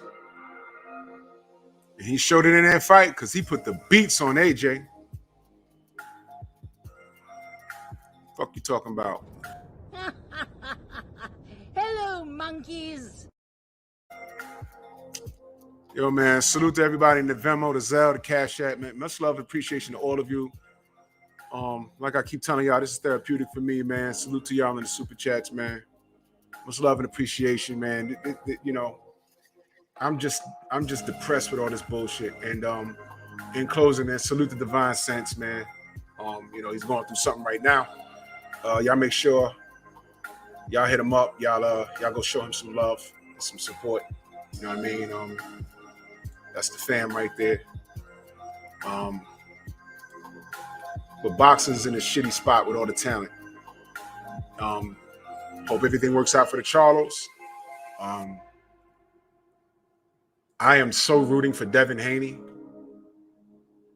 I'm so like concerned about him going to goddamn Australia. I don't like it. And salute to Errol Spence. And I hope him and Bud, granted he gets past, I don't want to write off Ugas, but granted he gets past Ugas healthy, you know, no problems and stuff like that. I really, really hope that him and Bud could just close this out and those guys can make some money. That's what I hope. Because it's for the greater good and they need to do this for the culture. You heard me say that. So, whatever, man. So, much love and appreciation to all of y'all. And I'll see y'all tomorrow. Move!